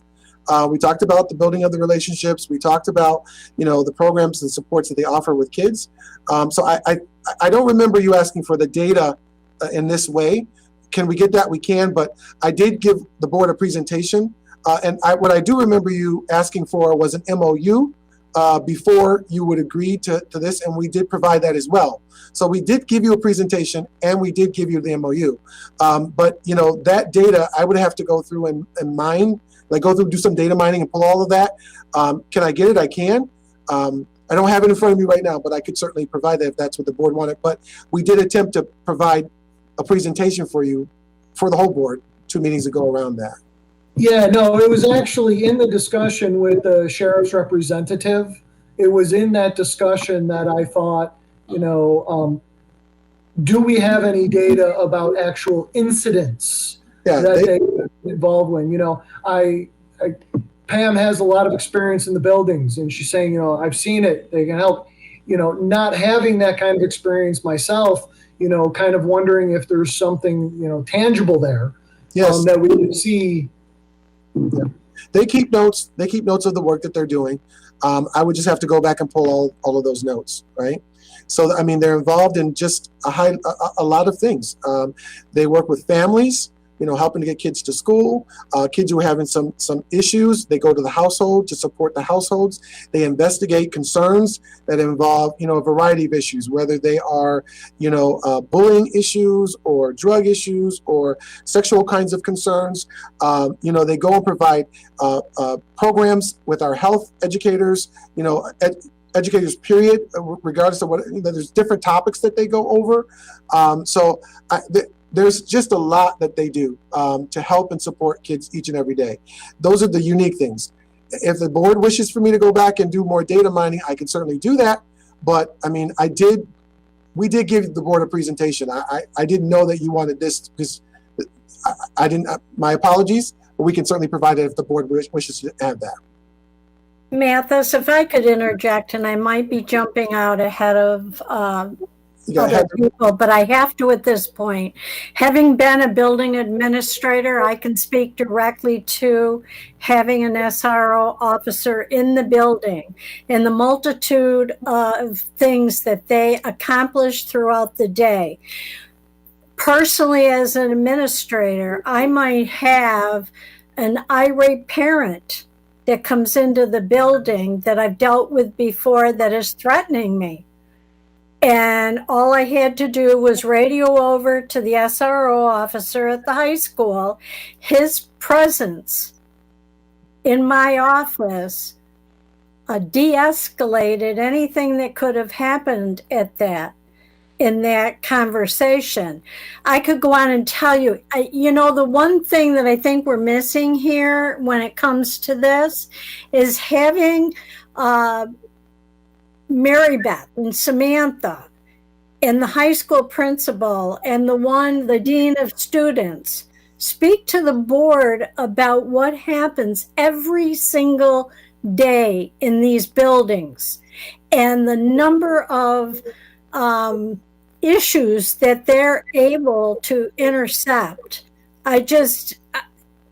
This is crazy, really. It's so hard. There's no such data. All you got to do is go and just listen to the administrators and what on a daily basis an SOR officer does to support our buildings and the kids and the administrators. All right, you had Heather and Tom who had their hands up, I think, too. Thanks, Linda. I actually think I'm jumping ahead of Tom, but mine has nothing to do with SRO officer. I'm kind of wondering if procedurally here, because I'm watching the clock tick, and I know we haven't even gotten to our business yet, plus we have an executive session. I'm just wondering if procedurally we can finish with the comments about the SRO officer, but I'm wondering if, because tomorrow we have completely budgeted time to discuss the budget and decide on the budget, if we could move some of this discussion to tomorrow. Would that be possible? Well, we certainly can. I'm thinking if we can kind of see what the board would like for sure, then we can add your budget and put everything together. So tomorrow would be expedited, right? So I guess what we're just trying to know is, what do you want from what don't you want? If the board could maybe take a consensus to say, yes, we do or don't want the 2 SROs, that would help us so we could just get your number together for the board. That would certainly could help. I don't know if that is possible. Well, I mean, we have like new information now with the numbers that Jim has highlighted that we need to add on as well. So it just it seems like, so yeah, we can definitely do that. Why don't we let Tom and Kathleen speak? But I don't think we should go till 11 o'clock tonight debating. Oh, why not? I actually, and I don't want to put you on the spot, Zeta, but since you're in the school, I'd like to just hear your opinion and and you don't have to answer if you don't want to, because I don't want to put you on the spot, but I'd like to see it from your perspective, what you think. I think particularly I might have a unique perspective. I am more on the side of what Dr. Glidden is saying. I hear how security resource officers can provide so much for our schools, but again, I don't see why that needs to happen with a gun or with somebody who's armed in the school. I, like many of my other peers, are afraid of things like gun violence, and I'm not saying that security resource officers are predisposed to harm anybody in schools or anything like that. But again, I think it goes without saying I don't speak for all students. I think I have particularly unique politics on this certain subject that might not be appropriate for this school meeting, nor do they represent the student body as a whole. But I can see the reasons for mediators in those conflicts in schools. And I don't know how comfortable I would feel with somebody on the school. Thank you, Zeta. Okay. Thank you. I think Kathleen had a comment there. Yeah, I'm with Pam. I've been in that building a lot. I didn't work there, but in the capacity that I've volunteered and for several years, I've been there a lot and I've seen a lot.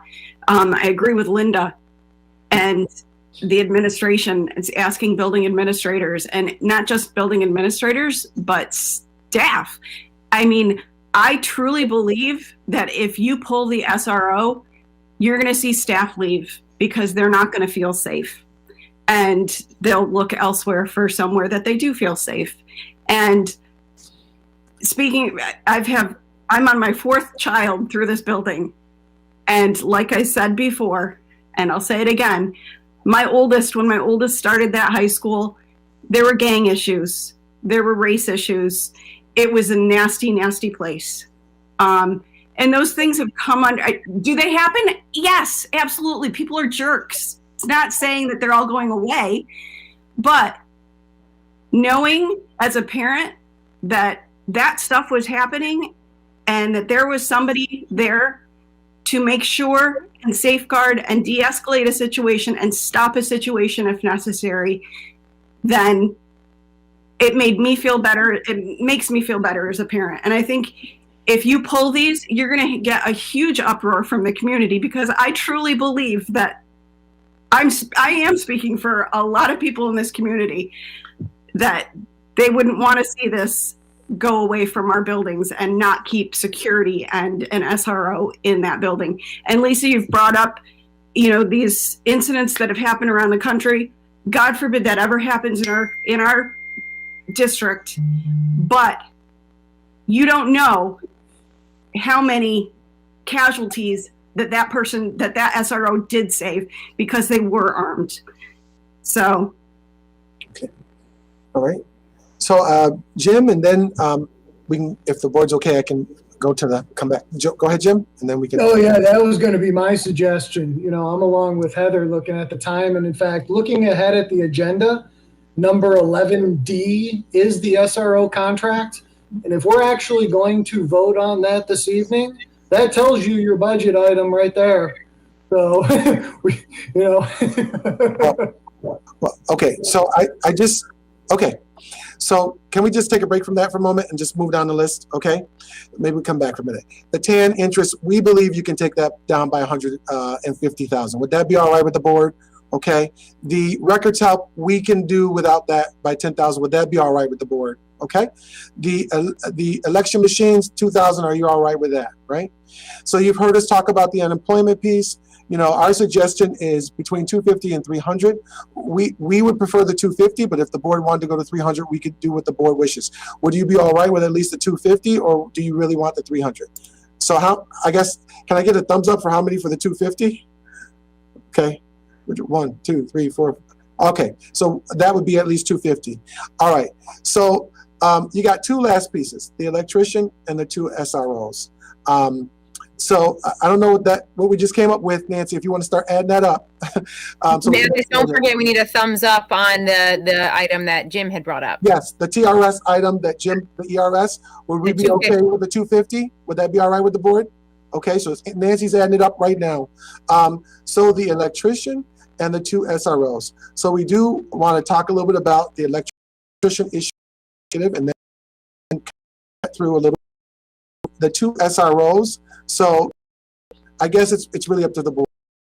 We're suggesting 2. So if the board wants to decide that now or later in the meeting here, it's really up to the board. If you want to take consensus now, Heather, we can certainly do that, or we can just put it on, just wait till you get to the vote. Your thought? I think we wait for the vote, and if somebody wants one, like if someone wants to vote on one, then they amend the motion. Okay. We can do it that way. It's cleaner. All right. So Nancy, when you add up what's already there, how much what did you come up with there? So can we just give her a moment to add it up for a moment for the board? You're on mute there. You're on mute. There you go. Sorry. So from the original budget, I've removed the custodial correction line, TAN interest, records help, election machines, $250,000 from unemployment and $250,000 from ERS. And I get 91,159,811. And what does that percentage-wise take us down to? Well, actually, it's higher than the 2.9.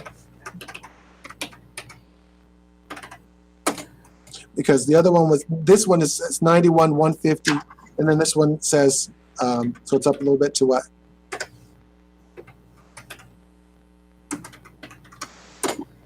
2.9%. 2.9. Okay, so 2.9, and that's without whatever you're going to do with your electrician and your 2 SROs. Okay, so that at least gets us to the 2.9. All right. Okay, so I think we have some leeway in terms of pulling some things out. So now we just got to get to those last 2 items, and then we will have that hopefully before the night's over, and then we'll be able to know what the board wishes to do. Okay, and then tomorrow you have a number which is much less than the 3.7 number. Would that, okay, does that sound good to the board? All right. Okay, board. All right, Matt, can you go to the next screen? All right, so just some unknown potential expenditures. Just keep in mind with the board, you know, things that we'll keep our eye on as we move forward. Of course, student with disabilities costs, we don't know.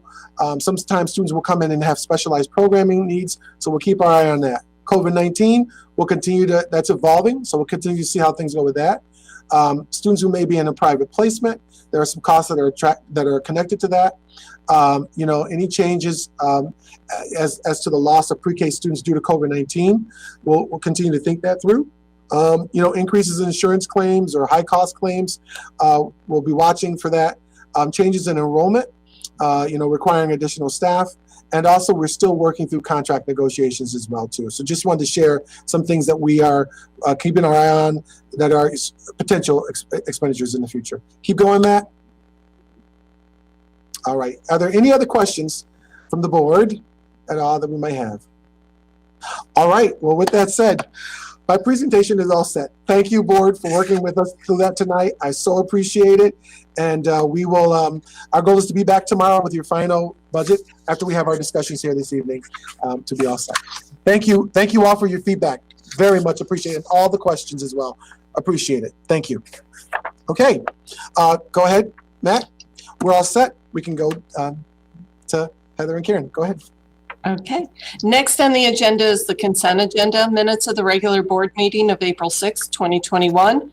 Special Education Board Report, April 20th, 2021, and the Oswego High School Extra Classroom Activities Report, March 2021. Could I have a motion, please? Move it. I'll second. Any discussion? All in favor?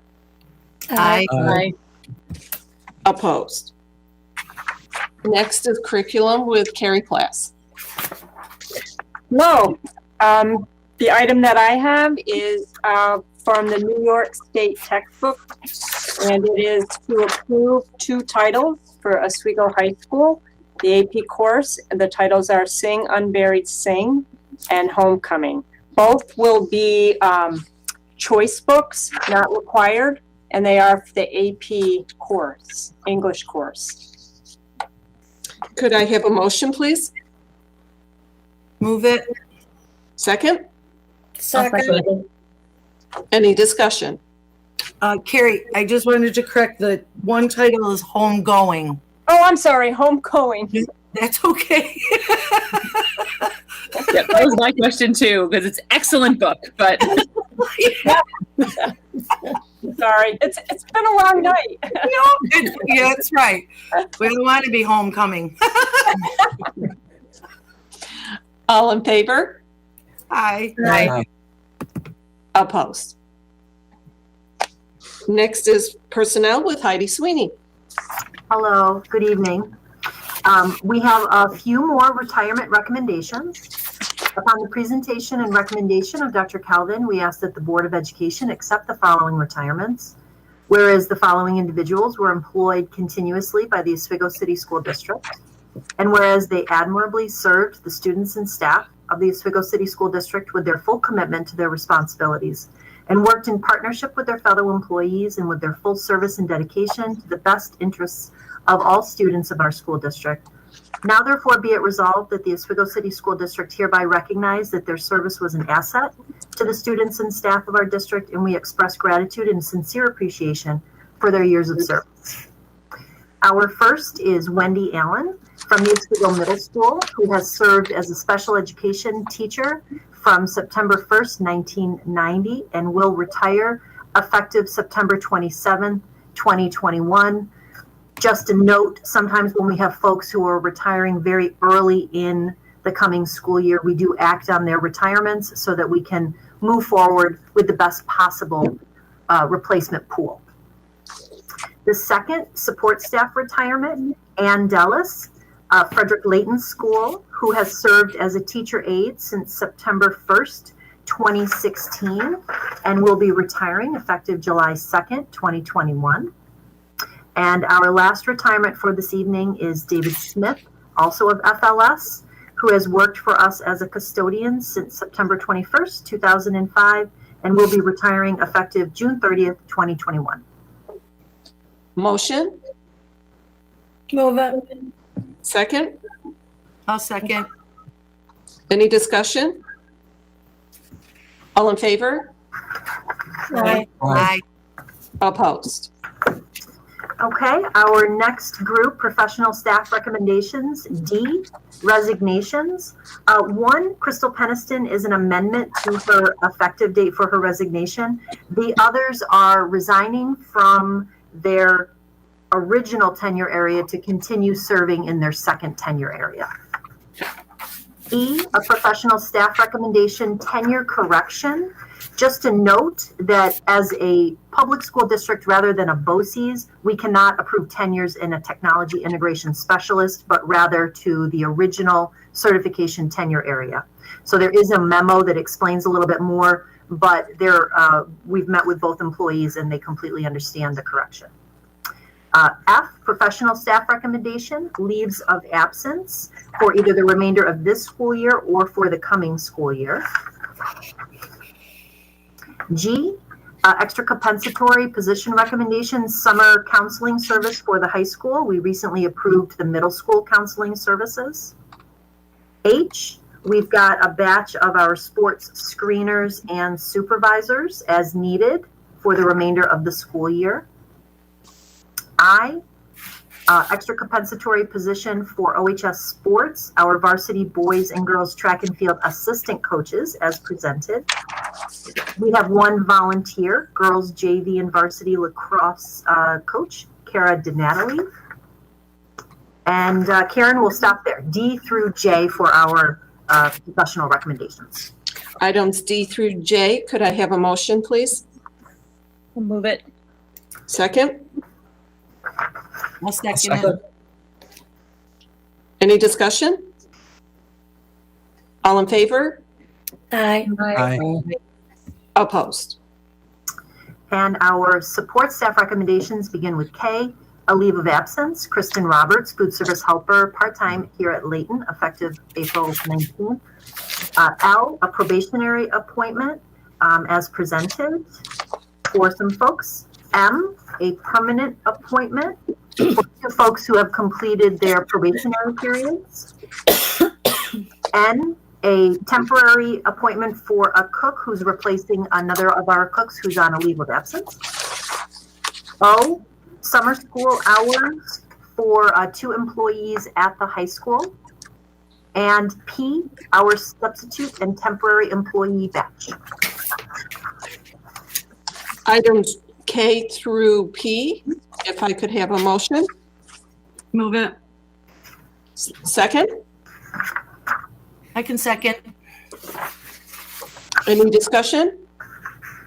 All in favor? Oh, Pam? I'm sorry. Yeah, I just wanted to say it's so nice to see a couple of our OHS graduates back here as our substitutes. Yes. I think these kids graduated when I first went into the hall. Mm-hmm. It is nice to see our folks coming back and working for us, definitely. Nice. All in favor? Bye. Aye. Opposed? Next is finance with Nancy Squires. A is to approve the response to the RFP for Mango, Metzger, and Barr for our external auditors. B is for the approval of Bonadio Group and their proposal to the RFP for our internal audit services. C is for the impartial hearing officer contract for a case that has just come up, and I'll stop at C.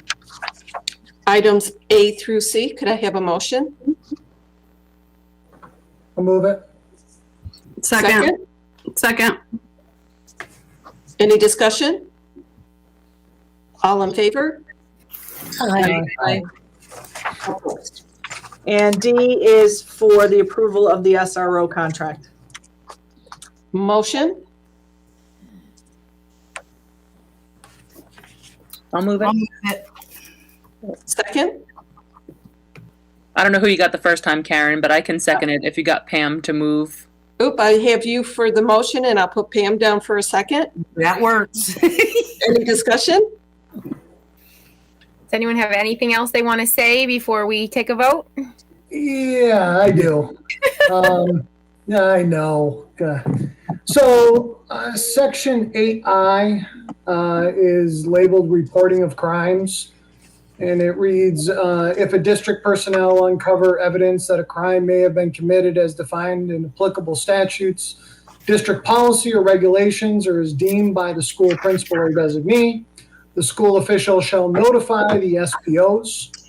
And then it talks about other things in case of emergency. So I guess part of my issue is if we approve the whole thing, we have 2 RSOs, one in the high school, one that floats around, maybe is predominantly in the middle schools.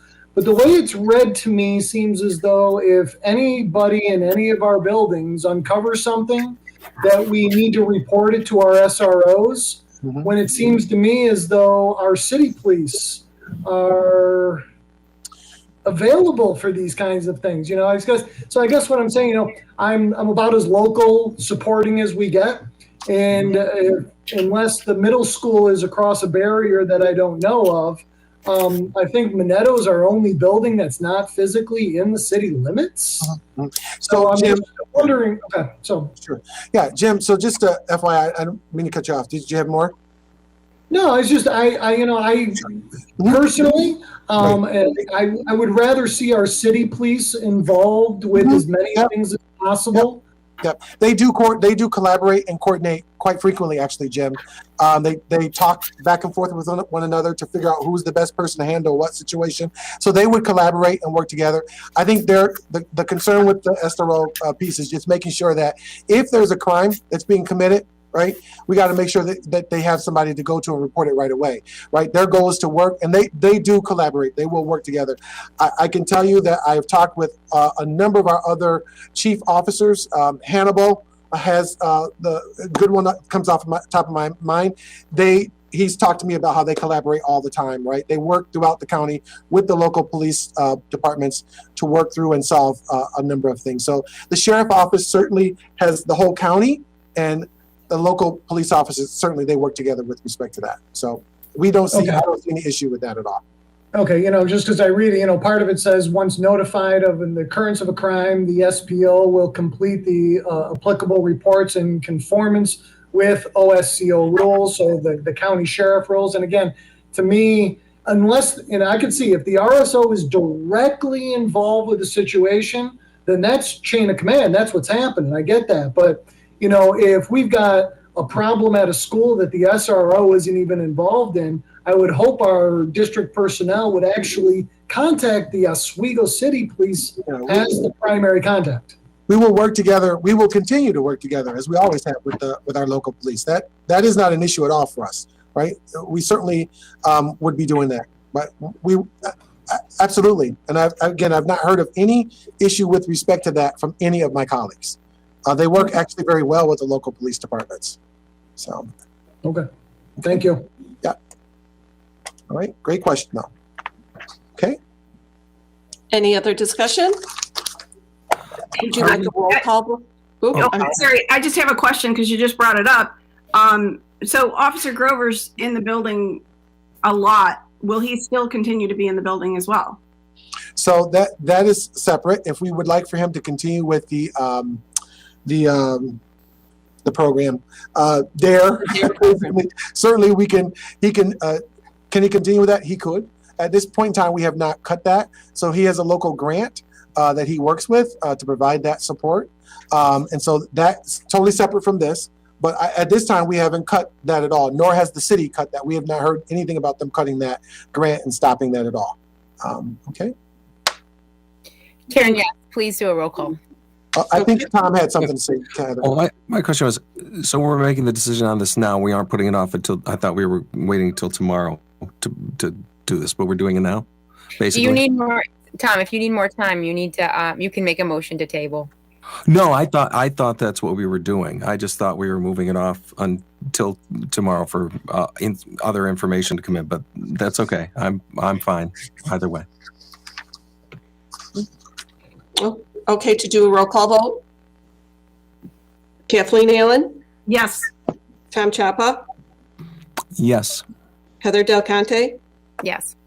Pamela Dowd? Yes. Lisa Glidden? No. Jim McKenzie? Yes. Linda Serino? Yes. The resolution has passed 6-1. All right. And Okay. Let's go ahead. at this time, we will move to the student representative discussion. Seda? Dr. Matt, did you have something? Zeta, you go first and I'll wait till you're done. Go ahead. Okay. Just briefly, like I briefly mentioned earlier, about like student opinion and things like that, like certainly OHS is a very large student body with vastly different opinions. And just, I think something for the board to keep in mind for the future is that, if they want to gauge on student opinion, I know of several people who would love to have a dialogue with the board about topics like things like SROs. So I think like in the future, that's just something that the board can keep in mind. Okay. Zeta, you went to mute on us. That was it for me. Okay. All right. Okay. Great. Thank you. All right. Dr. Calvin, did you have an item? Yes. So, okay. So the SRO piece is still there. I think the only thing that's remaining is the electrician, and we want to share some stuff with you in executive that may help with respect to that. But at least right now, just so I'm clear, we're at a reduction of, an increase of only not 2.9, not the 3.7 at this point in time. And so we'll bring that back tomorrow with the final piece there. Okay, for the board. Okay. All right. Okay. Thank you. Thank you, board. Would there be any items from the board? Pam? Thank you. Okay, I've been trying to get through this without crying because you know how emotional I always am. Whew. I wrote it so that I wouldn't have to forget anything. Okay, so we know nothing is as what we've known it to be since we've come through this crazy year. You know, I just hope that the juniors and the seniors can take advantage of what is offered, albeit much different than what we're always used to. Different rules, more regulations. But let's be glad there's something offered as opposed to nothing like last year. I would like the juniors and seniors to seize the moments and make the best of this year. Whatever comes out towards the end for events, I love them all. Seize the moment, make the best of it. This is your junior year and your senior year and you don't get it back. So take advantage of any events that are offered to you guys that the district is able to provide with the proper safety protocols and regulations that go along with it. That's all I wanted to say to them. And always thank you, faculty, staff, and our students who are all coming back into our buildings now a little bit more. Thank you. Okay. Any other items? I'm just once again reminding everyone that at the next meeting, we're going to be having a presentation and a dialogue about all the equity issues that I keep referencing, but I will get that to you again prior to the meeting so that everyone can, I really want it to be a dialogue, an engaging dialogue. So. Okay. Anyone else? Next is executive session for the purpose of discussion of negotiations in the employment history of a particular person. Is that still true? Yes. Okay, could I have a motion, please? Move it. Second? Second. Would there be a need for a vote after executive session? Okay, all in favor? Aye. Aye. Opposed? You may move to executive session.